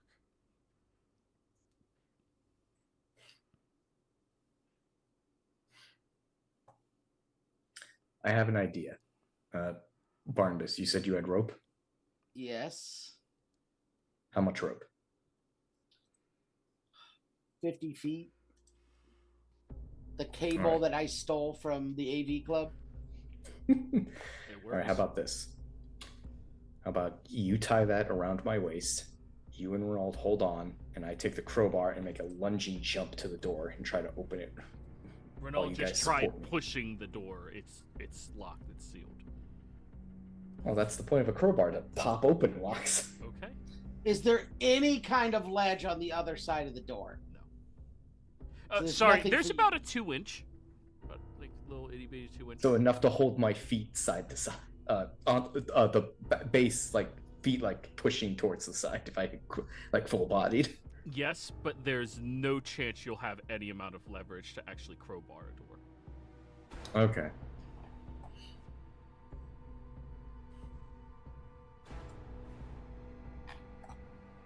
Now, if you make a flying leap, jam the crowbar into the bottom of it, and then hold on to it, you could use your weight to pop open the door from the bottom. I'll make that a much We're- higher we're- DC, but yeah. Or we could We're hold- thinking. We're thinking Yeah, here. yeah.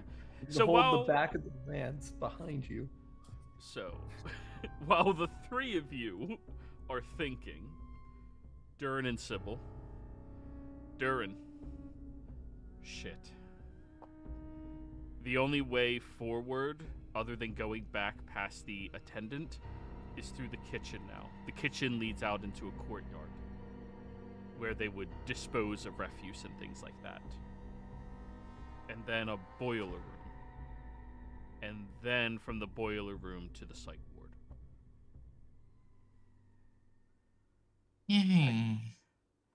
Okay, so I think I know the backup route. Okay, wonderful. What is it? We gotta go through the kitchen. Stop there. No, we keep going. No, I know it keeps going. That's the problem.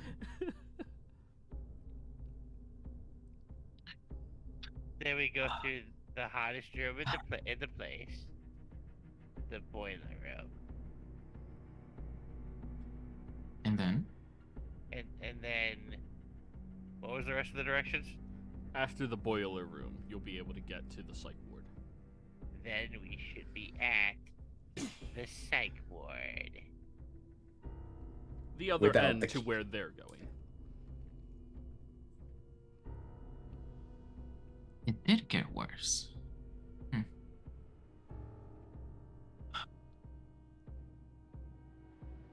Let's see. Do you think you can do the beer thing again to open this door? Let's try it. I'm gonna use my beard picks. Okay, there is no keyholes. No. Oh, okay. That's great.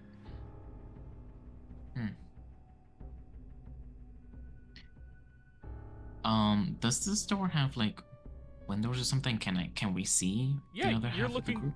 You're literally looking at your allies as they're like pulling out their crowbar, mimicking how they're gonna do it, and Renault's like jabbing his lance towards the door.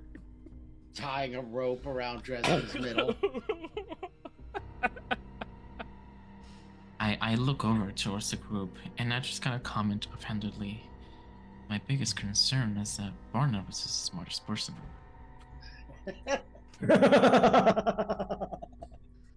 This is going to take them a while. Don't worry, you got me. I sure do. Let's see. Let's be honest, Sybil. Are you? If you were going to be alone with any of the party members to stay safe with, who would you want? Well, you see, you remember the whole thing about choosing between a man and a bear? Well, Hey, you I'm have both both. right there. I have both. Yeah. Yeah. Are you sure there's no other way to get out of here?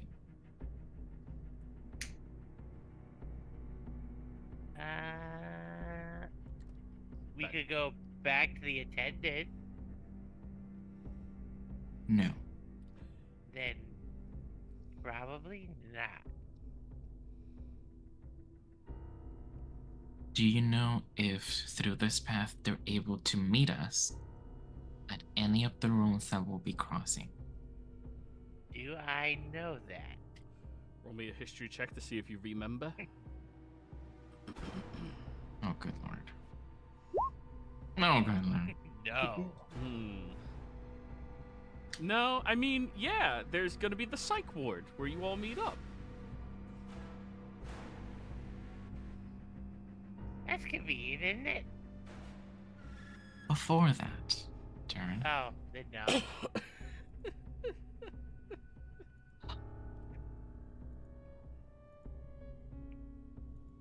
okay, I'm going to look to the window, and to you, Darren, it looks like I'm just staring, but Barnabas, you hear in your mind, how is this coming along?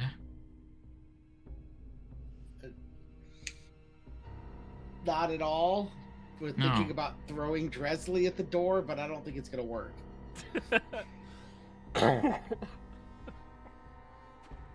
My nightmares come true. All right. There's a giant sled over here that goes down, but I'm not Down sure we want where? to find out where. I don't know. No, I Under. don't think you do. So Darren tells me that there's an alternative path to the psych ward from where we are, but it goes through, of course, kitchen, the boiler room. You see where I'm going with this? Yeah. But isn't there something in the kitchen? Wasn't that where Dresley was sensing the undead from? That is the problem with this, Barnabas. Yeah. There's also, according to Dresley, bodies in here in the surgery center. What do you mean? Are they alive? There's body-like shapes under blankets in many of the rooms in the surgery center. Does he sense undead? Did you sense any undead, Dresley? I can only do that one more time per day, and I'm hoping to save it till the psych ward. He's running low on his ability to sense undead. And you just see Barnabas staring back at me. Yeah, the two of them are just awkwardly staring at one another. Do you two need a moment? Wait, we can see them from here? Yeah, there's a little door. Oh my fucking Yeah, god. Dresley, Okay. you can get to them, no problem. So you can just abandon these two if you want. But if I can't get the door open on that side, Nope. then I'm just abandoning Renault and Barnabas. You have the crowbar. Barnabas, this door must be made of dwarven steel.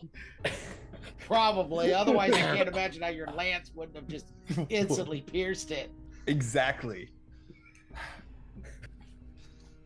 Dwarven steel. Okay, Dresley's not that smart,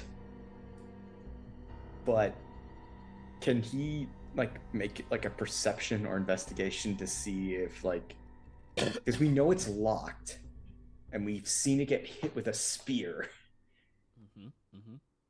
If I teleport to the other side, actually, I can ask Barnabas. Barnabas, ask Sybil if the door looks like on their side. I'll think at her. I still don't know how her mind connection works. So, like I said, I still think she's constantly thinking at me or reading my thoughts. Dresley wants to know what the other side of the door looks like. What does it look like? Roll me a perception check. Well, I can tell you there's no lock. There's no lock. Renault's pretty convinced it's Sybil. Renault's pretty convinced it's dwarven steel. You look at it, I mean, dwarven steel, honestly, it's steel. Like, there's no difference between dwarven steel or steel. It's just steel. However, it definitely has magical etchings. This door is magically sealed. And also, I posted a little meme of Sybil and Barnabas. Let me see, hold on. Saw it. I think back at you, Barnabas. Do you want the good news or the bad news first? Bad news. The door is magically sealed. Door's magically sealed, Dresley. Then we're not opening it with a crowbar. Good news? There are none. Ah! Trapped again. Alright, so Durin thinks he's got a way around, but they're gonna have to go through the kitchen, which means past the undead.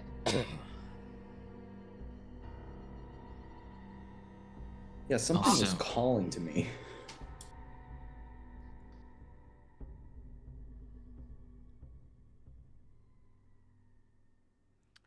We know there's a fight on the other side of the door, or there's a very good chance of a fight on the other side of the door. We don't know about this side. And this is the side that might have the records of Gildarts when he was in surgery. I think our best bet is for you to teleport over to them and go with them, Dresley. And me and Renaud will go through the surgery center to the psych center. Sure about that. We also only have one room to go through. We only have to go through this room. And the psych ward's on the other side. They've got multiple rooms to go to get to the psych ward. But the question is, are they the same entrance to the psych ward? And will there be a key on this side? If I remember correctly, the way it was described to Durin is that they're going to enter the back end, so it could be a completely different lock. And you and Barnabas and Renaud are heading towards the door I got the key from. Correct. So we should take the key. This is just my suggestion as to how... I don't see a way that we're going to get through this dwarven steel door that's magically sealed. That's impervious as to Renaud's drow lance. As much as I don't want to leave you guys behind, yeah, they don't have a fighter on that side. Hey, I'll They have a Durin. They have a Durin that will fucking get fucking eaten if fucking Sybil goes down. Okay. My main reason for 3 on one side, on that side, and 2 on this one is we know there's something in between them and the psych ward, whether it's aggressive, and we know it's undead. So we don't know if there's a fight on this side. I mean, odds are with Joey there is, but but we know there's something going on their side of the door. And I'd rather we send 3 people on that side. I concur. Me and Renaud's got this. We can't fight a dwarven steel door, but we can fight the bodies. Now, I look over at Durin. You 3 are having this conversation. Oh, great. At the other end of the bend of the hallway, out of sight from you 3, you hear the door, some door open. Fuck. Slide or hide? Hide. I give Barnabas the key and vamp to the other door, the other group. Okay. I guess I'm going into one of the rooms with a dead body. So Barnabas, which one? I'm going with Renaud. Okay. I'm not splitting us up more. You're welcome to. I mean, that's, Okay. Oh, you're welcome to? Oh no, that's bad. Yeah. When we go in there, like, what's in the room other than a table with a dead body? So you open up the first door that's right next to you, right? Roll me a D2. There's left and right. Oh, I'm going left. He always goes left. Fair enough. You go over to the left one and you open it up, and you do see that there's the dead body with a table, but this is one of those medical tables with wheels underneath it, but it has this long gown that goes all the way down to its sides, hiding, anything underneath it. Besides that, there's also a white cabinet that looks very thin for both of the doors that would lead over to it. And then there's a surgical table as well that has another white cloth dangling down from it. You both have to choose different locations. You want under the dead body or under the surgical table? Dead body. Surgical table it is then. All right, both of you roll your stealth checks. Because I'm not moving, would this just be a straight stealth check? No. I don't know why. It's if you move that you make noise and shit like that. We sent the 2 people with heavy armor in the same. Don't worry, we'll be fine. Clink, clink, clink, clink. Okay, I'm gonna use game advantage. Woo! So straight roll on that. 17. Wait. Clank! Clank, clank! So that is 3 plus 17 is 20. Divided by 2 comes out to 10. I was really hoping we just take our own. So Oh no. the 2 of you hide as best as you can, and Dresley, you teleport very suddenly onto the other side with your 2 allies that are still standing in front of the window. I look at Dresley up and down. This is a better outcome than I thought. You were discussing way too much. And you both have to make charm now. Rolls against my ability. Oh yeah, you appear next to them. Charm. Both of you roll No. you're immune to charm? Oh no. I was gonna say that we roll for it, yeah. What's the roll? Wisdom. It's a wisdom save. Alright, both of them are charmed by you. For 1 minute. And they're currently right in view. Hey, don't put yourself on the map, bro. What are you doing? I told everybody don't go onto the map. We'll get Sorry, there my bad. eventually. So, and they're standing right in front of the window, unaware of anything that was happening over there, Dresley. Did you do your hair differently this morning, And they're Dresley? still standing in front of the window, unaware of anything. Right, there was something coming down the hallway. I want to look to see what's coming down the hallway. So you turn to look down that hallway. I don't, I hide, because I'm not dumb. Oh I thought no, they're coming down from the hallway behind the passage with the door. So we're on the opposite side where we can't be seen from there. No, you can see through the window of the door. There's windows. Oh, There's right, a literal right. window that the two of them were looking at each other from. Right, sorry. I forgot how my brain thought this was a door with a window in it for some reason. It is a door with a window in it. So... Okay, then I'll hide, but I'll look through. I'll hide on the side, but also peek. Okay, stealth checks. You. Let's see how good your stealth check goes, and we'll see why you fail if you're peeking. Just one eye in the corner, sticking out.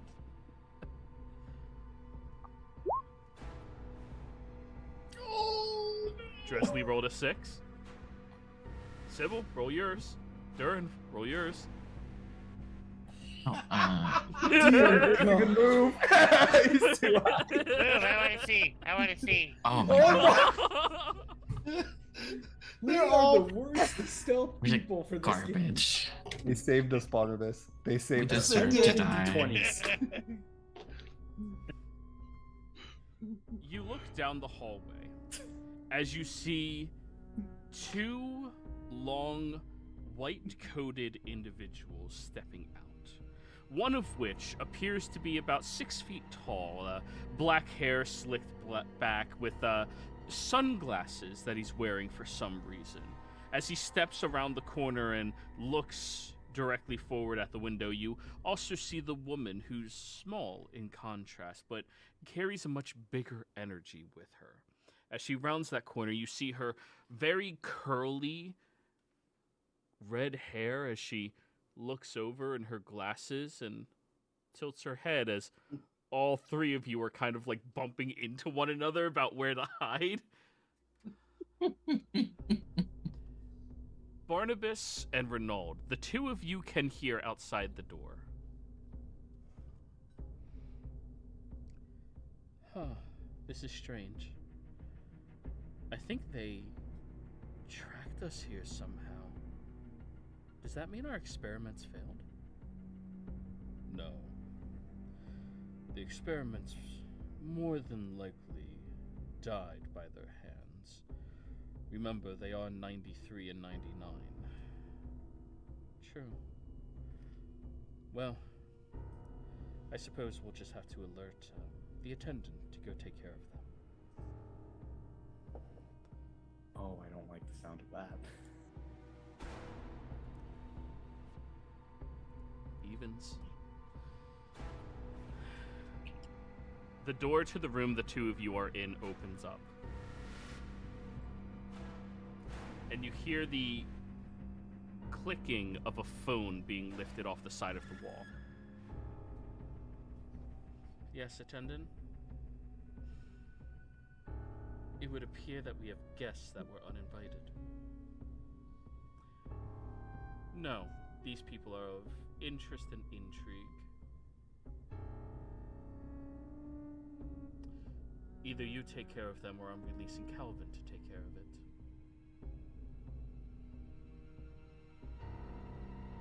Very well. Hangs up the phone.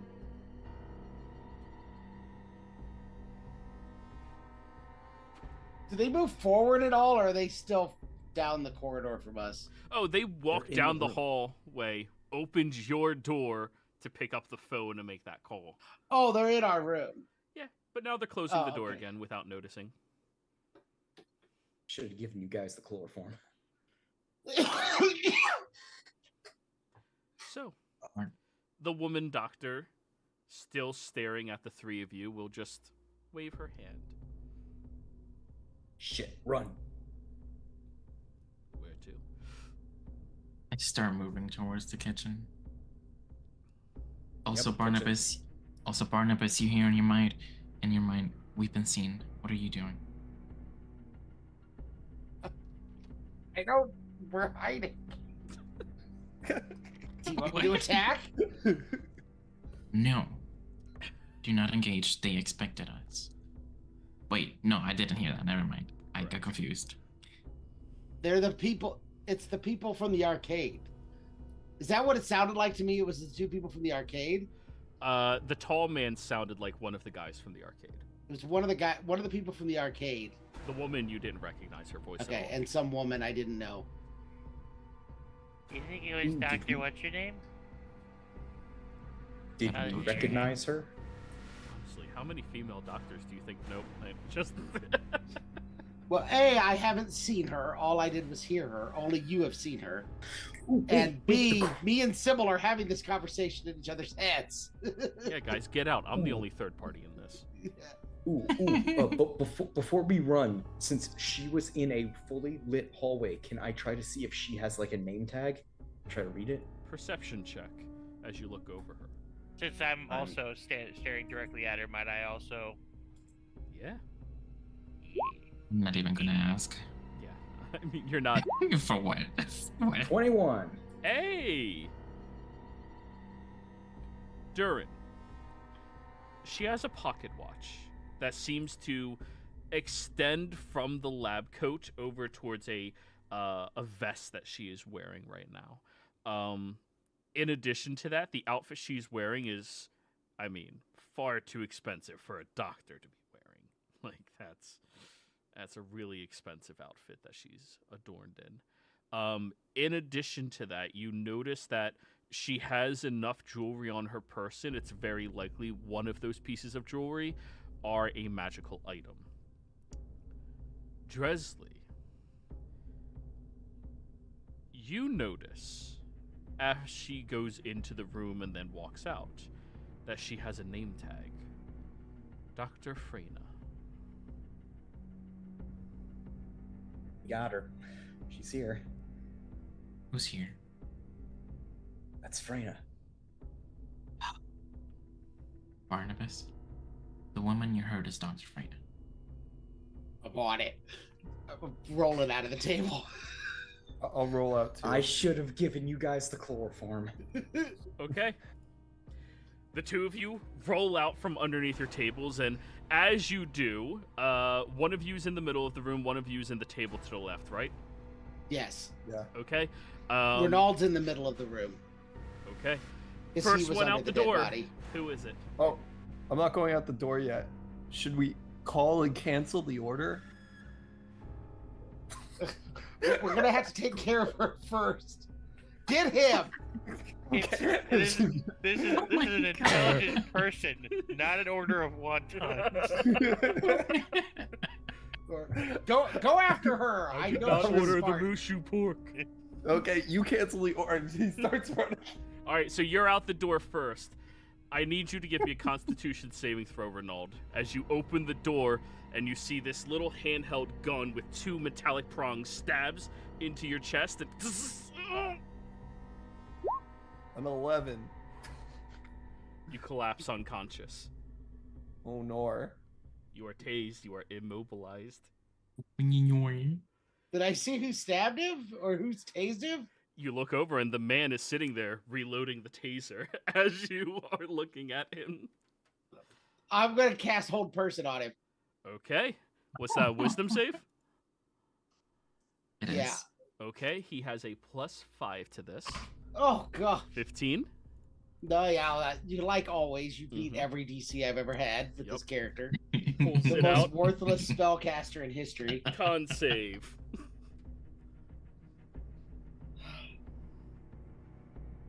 Yeah, about to. Okay. The three of you, or two of you, were running over towards the kitchen, leaving just Durin to watch as this man tases Renald. Durin, you are more than aware of what this feels like. And then tases inside of that room, and you watch as the two bodies of your allies are carried out on a gurney that he is pushing. Oh, that's not great. He goes closer towards the door, looking directly over at you, and lifts the table, dropping them down the slide. Something just happened to Barnabas. And just waves. All that work, we still end up down the slide. It was meant to be. So you still have that fucking stone. To be fair, Try if I'd fucking- been on that side, the slide would have been the first thing we did that happened. Yeah, if it was the other group on the other side, let's be real. Sybil, you still got that sending stone, right? I do. I think we might be a little over our heads here. Who was the other person that had it? I forgot. Gildarts. Pyre. Gildarts. Yeah. Oh, Gildarts, yeah. No, it's Gildarts, yeah. Who's an hour and a half away minimum. He's going to take too long. I'd rather him start coming at all, considering they have something apparently that can't be killed here.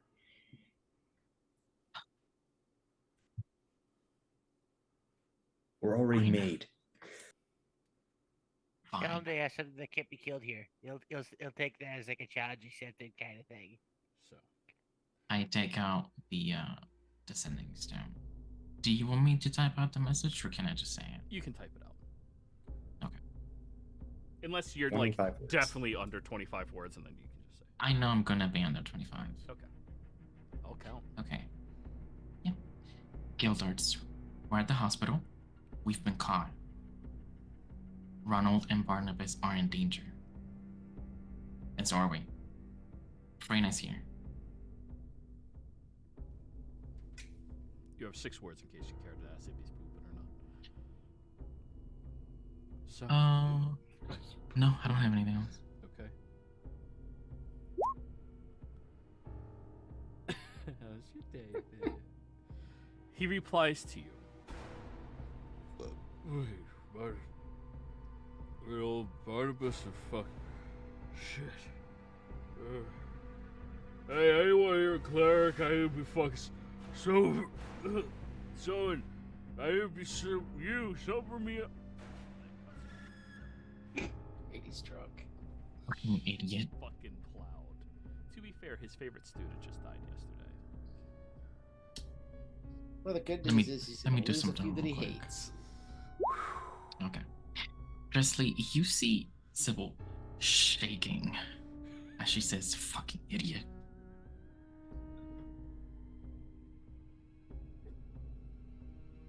All right, come on. We have no idea what they got here. Durin, that's we gotta keep moving.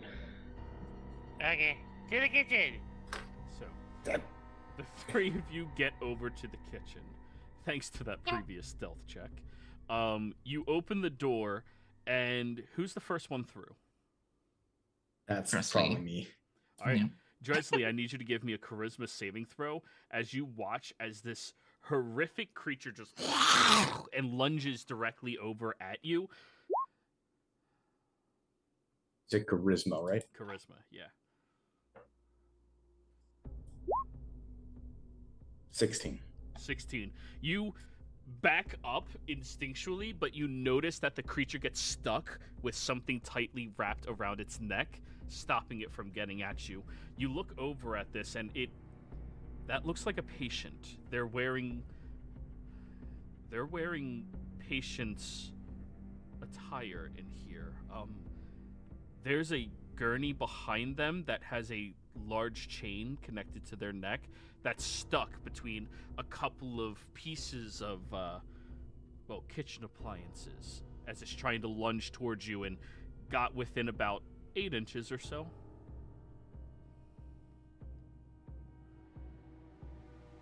Shit. All right, walk this way. Doesn't seem like it can reach.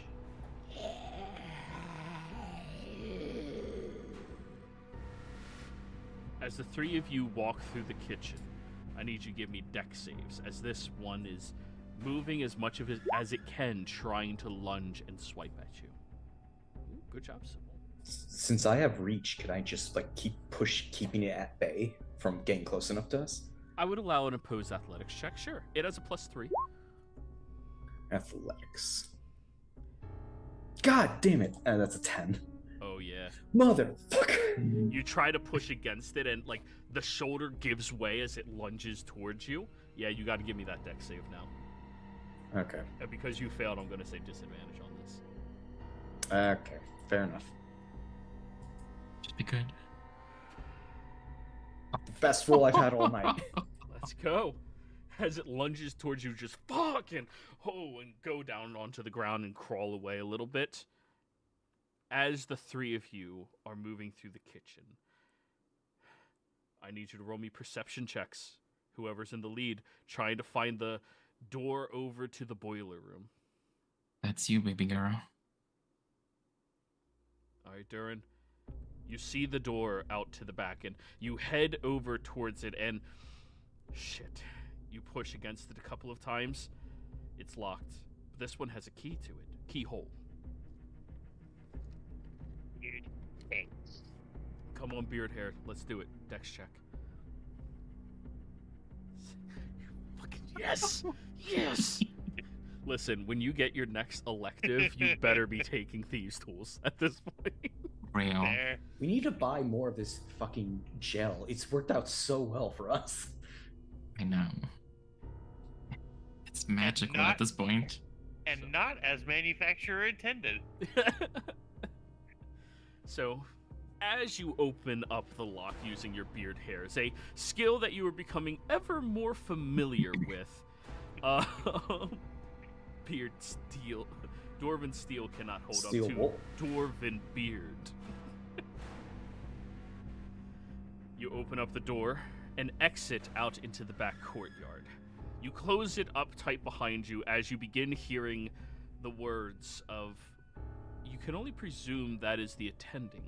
Shit, where are they? Fuck, I thought she'd be okay. I thought she'd be... And you close the door behind you guys. You can roll me another stealth check if you would like. Follow us? Yeah, the three of you. No. That's a not P stealth. word, not an S word.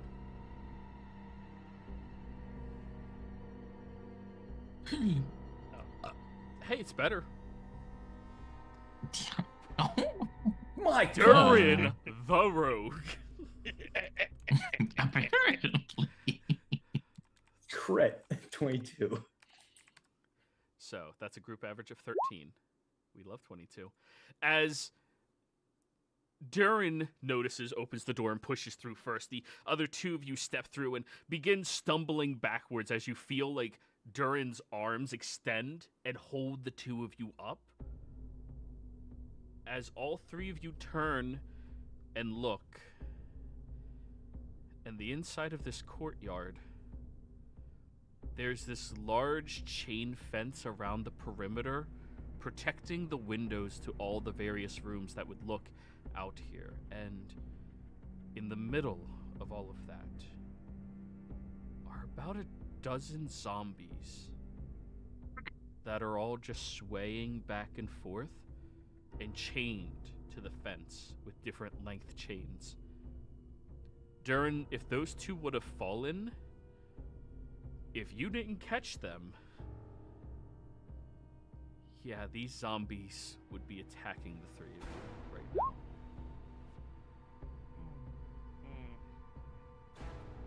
They did get dropped in the... How the hell do they hide this many zombies? It's not like they can just move them in the day. Nobody comes here, Tresly.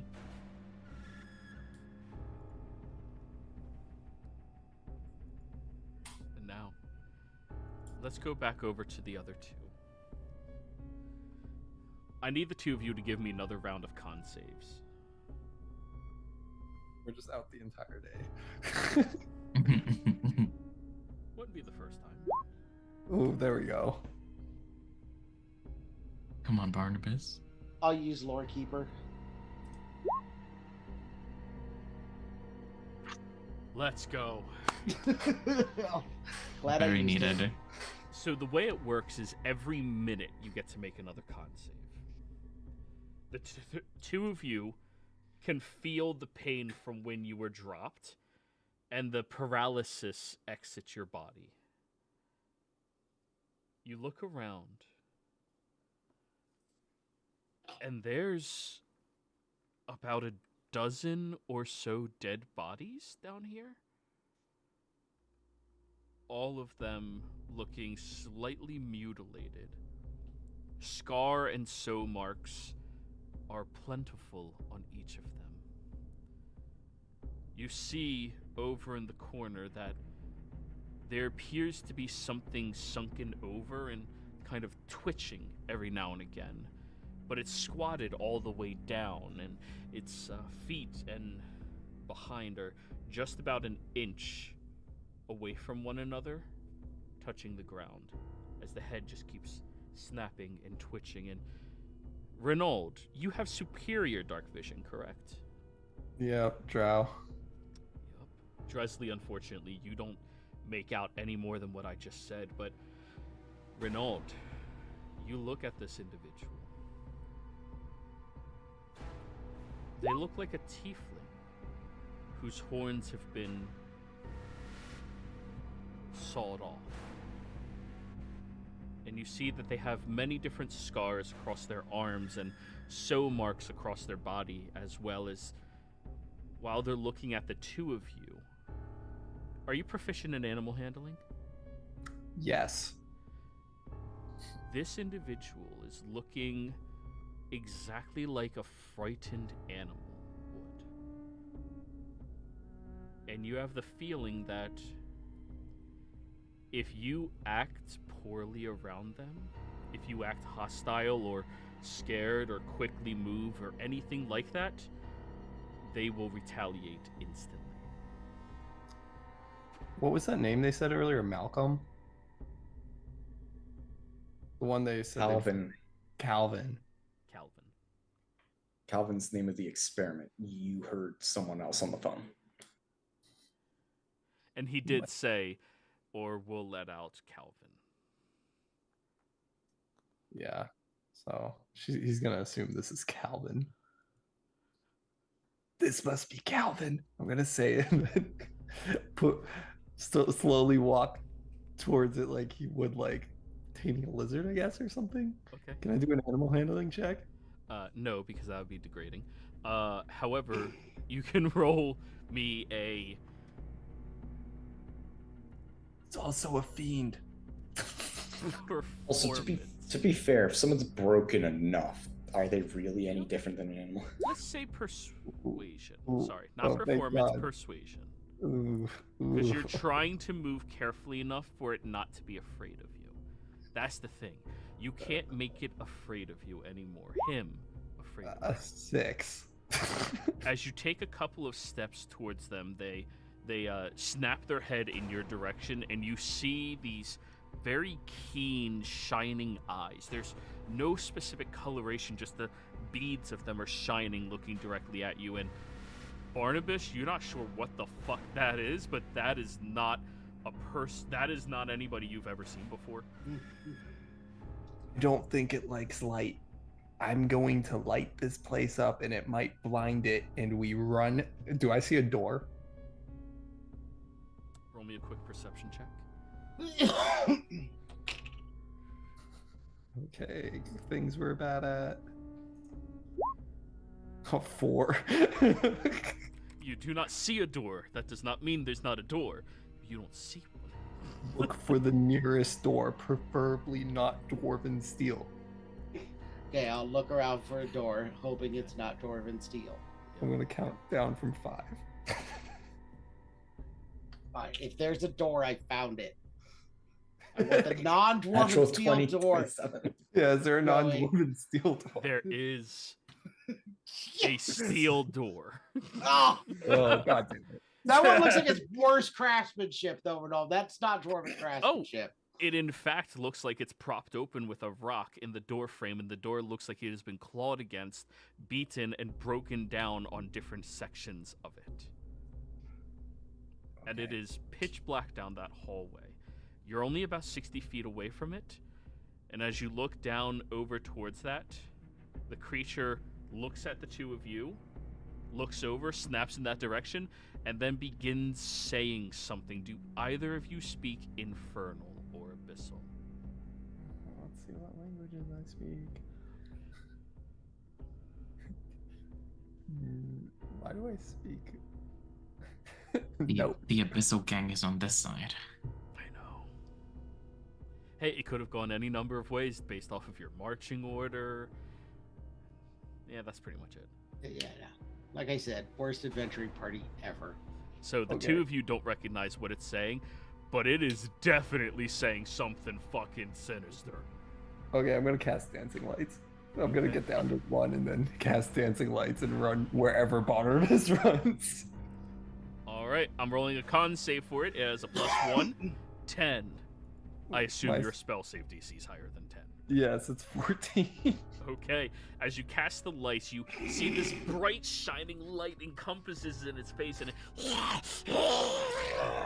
and starts shrinking away from it as the two of you take off, booking over towards the door, slamming through and pulling it shut. A moment later, you watch as this creature goes running over towards the door and starts slamming against it, grabbing onto the handle, shaking back and forth. And now that you have lights on in that room, you see the tiefling individual with the sawed-off horns. You see them wearing these clothes on their person like a doctor, but completely too large to fit onto them.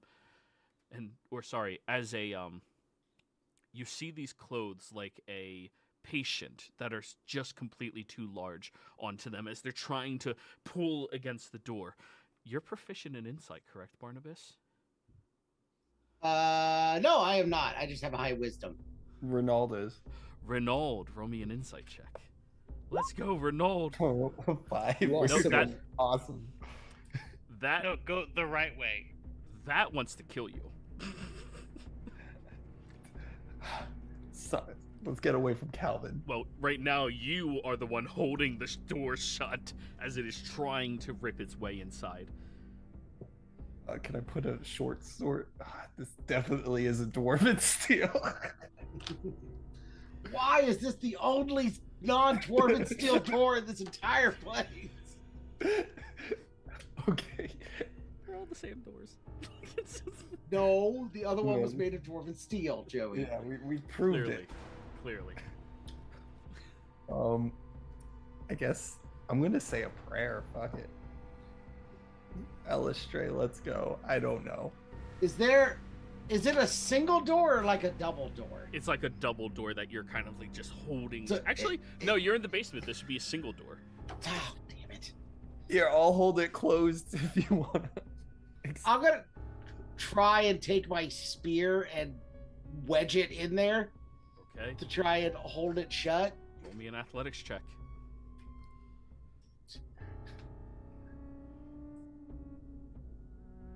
Oh, come on, Green Man. Come on, Green Man. Oh, of course not. 12. Hey, 12's not bad. It's shut with a 12.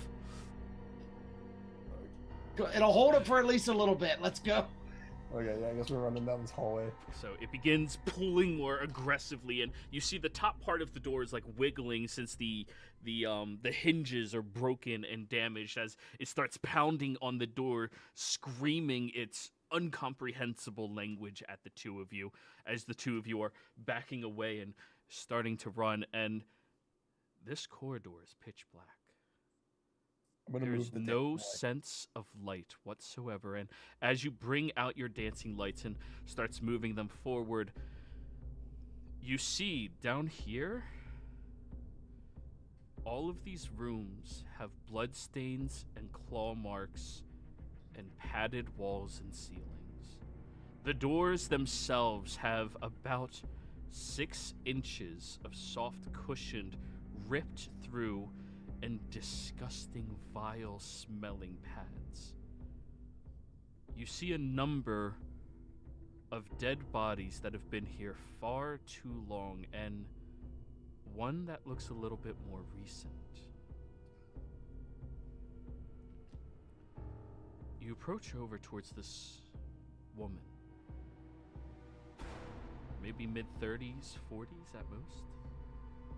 You lean down towards her and see that she has a massive, very, very large slash directly across her throat.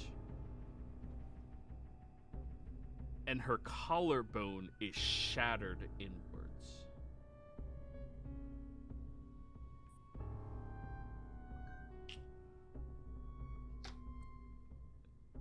Yikes. And then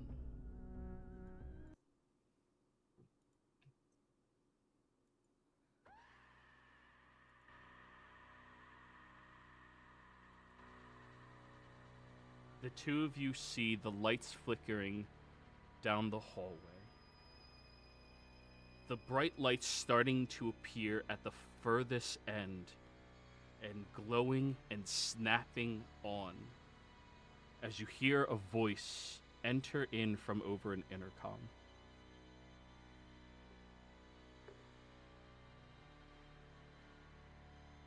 Calvin, we're going to let you go. It would appear there's some intruders inside of your holy house that you love so much. These intruders wish to take you away. Oh, and they killed your mother. Bitch. You look down the hallway as one of the doors screeches open,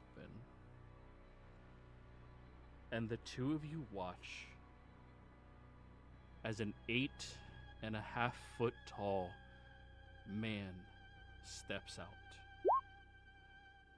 Oh, that was Calvin before? Clearly, Goliath in nature.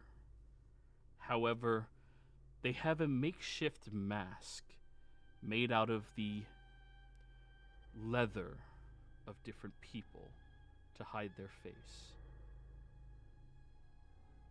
And they are wearing this very dirty, decrepit looking patient's robes. As they turn and look over at the two of you. When you turn and look over at that creature behind the door, Renaud, in your haste, you had misinterpreted it. That creature was not trying to attack you, it was trying to warn you. Good time on that scream. And now, the other two up top. Three up top. Yes. You're looking around, and you see all of these zombies that luckily Durin caught the two of you from tripping backwards and falling into. Standing there, just shambling back and forth.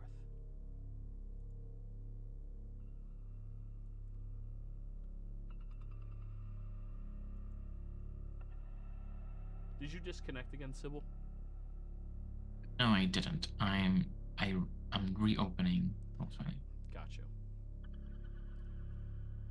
Yes, I don't hear the music. Oh. The music is good this session. I still don't hear it. Everybody else hear it? I Nope. hear music, yes. Yeah, I hear it. Oh, do you? I don't. I hear it. It might be ridiculously low. I'm wearing earbuds. Yeah, so Well, is everyone else. I'm wearing. Yeah, I'm wearing. Wait, is that better? Yes, I hear it now. Okay. You might just have to turn up your volume in-game because that's loud as shit for me. But regardless. The three of you look around here. And you're going to have to get through the 12 or so zombies onto the other side. You can see the door that leads over to the psych ward. I Oh. have an idea. Wrong one. Sorry. I definitely hear that. I have an idea. And we'll stage whisper just... Yeah. I also have an idea. What's your idea? Well, we make a lot of noise and they come running at us. And I use my magic to make them do dead this. It hurts them. Spike growth. We'll make that plan C. So here's what I'm thinking. I've seen this in movies, okay? And I'm going to cast prestidigitation on myself Is that a verbal component? Yes. I think so. But You would be breaking your stealth instantly by doing that. okay. Will we be able to step back? Through that door? I mean, the attendant's over there. With that other undead thing. Yeah. Okay. Oh, what's this? Oh, this is transmutation. Oh. Question DM. Yeah. I know it doesn't specify for my subclass, but I still get the default channel divinity, right? Yes. Everybody gets a default channel divinity. If you get a channel divinity. The turn Okay, undead one, then. right? Yeah, that's what I'm talking about. See, you need to speak up. Say these things. I was about to say it, then you guys had your plans. I can attempt to make them all afraid of me. Okay, but before you do that, and I'm going to disguise myself as one of these zombies. Does that have verbal components? Psychic spell. It's illusion. Okay then. Just I'm keeping you honest. That's... I never lied to you. Alrighty then. So guys, fun fact, literally all the spells I have prepared, including verbal. Yeah, welcome to being a druid or a spellcaster, really. Yeah. So, you're gonna try turn undead on 12 zombies and hope for the best? Actually, I might not have that, apparently. That might be a cleric variant. Paladins... I get channel divinity. But yours are specific, whereas clerics all get turn undead and then additional ones. Yeah, I think that's why I don't see it. Yeah, I don't think paladins get turn undead. Maybe one specific subcast might get it, but Okay. Damn. I I guess was that just plan's a imagining you guys doing like the spike growth turn undead and just you know. So are we at plan C yet? We're at plan C, and I have something really loud. Oh, cool. I'm gonna cast spike growth. Okay. You encompass the entirety of this section of the courtyard with your spiky growths. As you do that, all of the undead begin turning and begin trying to launch themselves at you. Oh, never mind. I was loud enough.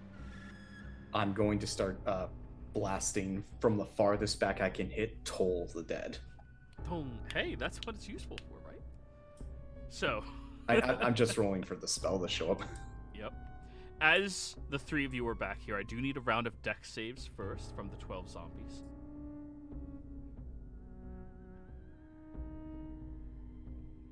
You said that like we're the ones doing it. Yeah, dex saves, you three. Come on. Uh-oh. Oh, I thought you said from the zombies Yeah. were making dex. No, Yeah, no, I thought you're you said- saving against the zombies lunging at Oh, okay. I misunderstood that. you. No problem. Are they not at all fooled by the fact that I look like zombie? No, you smell like meat. It's true. I do smell meaty. I don't suppose the Toll and Dead makes the ones near that one I hit confused by the sound and not go to us. That'll be justifiable for... No, it doesn't really, like, make a thing that distracts or anything. It'll justify why the one coming at you gets, and then doesn't come at you. Durin and Sybil, the two of you, as you leap backwards, you don't leap back far enough as they're starting to reach out, grab onto you, and start to try to pull at the two of you. The two of you are each going to suffer 4 points of bludgeoning damage as they're ripping into your skin and trying to pull you deeper inside. Dresley, you back up out of the way, and Toll the Dead, I will allow you to give one of your allies advantage from trying to break free of the grapple now. I guess I'm gonna have to give it to Sybil because I think Durin can actually do that. All right. Then Durin and Sybil, I need athletics checks from the two of you to try to break free of the grapple. Sybil, you have advantage. Sybil breaks well, I'm free. glad I 13. gave it to Sybil. Yeah. Sybil, as you're getting pulled inwards, you see the one's head that was trying to grab and pull you deeper towards itself to take a bite explodes, and you take that one moment to grab the arm of it and slam it into the other one and just put your back up against the wall, while Durin, you get pulled deeper within them. Now you take 2 points of piercing damage as they start biting into your neck and ripping into your flesh. Guys, I'm not having fun. I am going the to dead as much as I can. I'm going to cast Prestidigitation on Durin to make him smell like absolutely putrid. Like them? Yes. Okay. Durin. Oh, you've never smelled that dank before in your life. However, I'm going to say you have advantage on your next athletics check, Durin. Okay. Should I do that now, or? Yeah. Alright, just making sure. 18. You take that moment in their confusion as the one's chewing. It's kind of like eating a Durin fruit, where they smell horrible. They taste really fucking good. And in its moment of distraction, you punch it in the head and pull back over against the wall as you look over at your arm that is bleeding from the bite mark. Oh, that's bad, that's bad, that's bad. You also need to give me a Constitution saving throw, Durin. Okay. Okay. Nice. You're good. Yeah, Durin fruit. However, now that the three of your backs are up against the wall, and you see all of these zombies, they can't quite reach you when you're over this far away. So Dresley, you just start popping them off, one after another, with your cantrip. Man, I wish I was that cleric that lets me hit 2 of those. It's alright, it only takes you like 30 seconds. It's not like something horrible's happening to all your allies or anything. And after about 30 seconds, all of these zombies' heads are exploded. Sybil, I also need a con save from you. Nope. You guys alright? I feel like Oh, I don't like that smirk. Is I this don't poison, like that. by the way? It is not poison. Okay, cool. I feel like my spike growth didn't do crap. It was difficult terrain. It kept them from moving any farther. Well, in all fairness, it would have worked a lot better if you guys had something to like make them walk back and forth. Like, pull out one of your sandwiches and start throwing it back and forth as they walk through it. No, those are my sandwiches. But yeah. Sybil, you look at the claw marks on your arm and just have to clean it up a little bit with prestidigitation and wrap it up, and ooh, it stings a little bit. It sucks. But Good hey, job, Drisley. you think it's probably just poison because it's not really bothering you. Yeah. So, after the 30 seconds, you see the entrance over to the boiler room. Not very far away from you.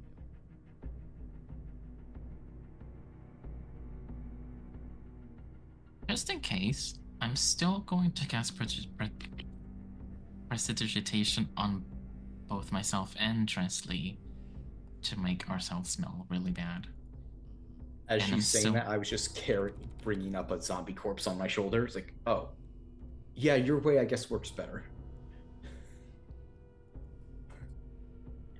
And I'm still disguised as a zombie, so I'm just... Zombie! Where? So, I am carrying a. I am actually Ooh, going to bring a corpse with us. yeah. Tasty. Nap time! Wait, there's a map? It's been here the whole time. There So, was always a map. Were their icons always silver? those two, yeah. Oh, okay. I thought that represented something. No. The Yeah, three they're of you get over to the boiler room, having to lift up against this very large metallic brake as Renaud and Barnabas are staring at this behemoth that is terrifying, seeing the tiefling that's behind you wander its way away and hides off into the corner.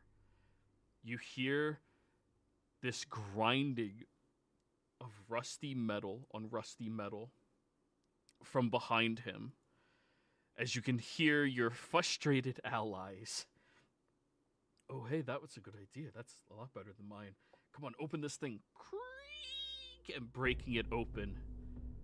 And you see the attention of Calvin begins to head up back behind themselves as the entranceway of the boiler room that leads right here is now open. Oh my god. And when we come back next week, everybody, No. you have to survive the unkillable Goliath. Players, thank you all very much for playing. Viewers, thank you for watching. Hope you all had a fun time. See you next time.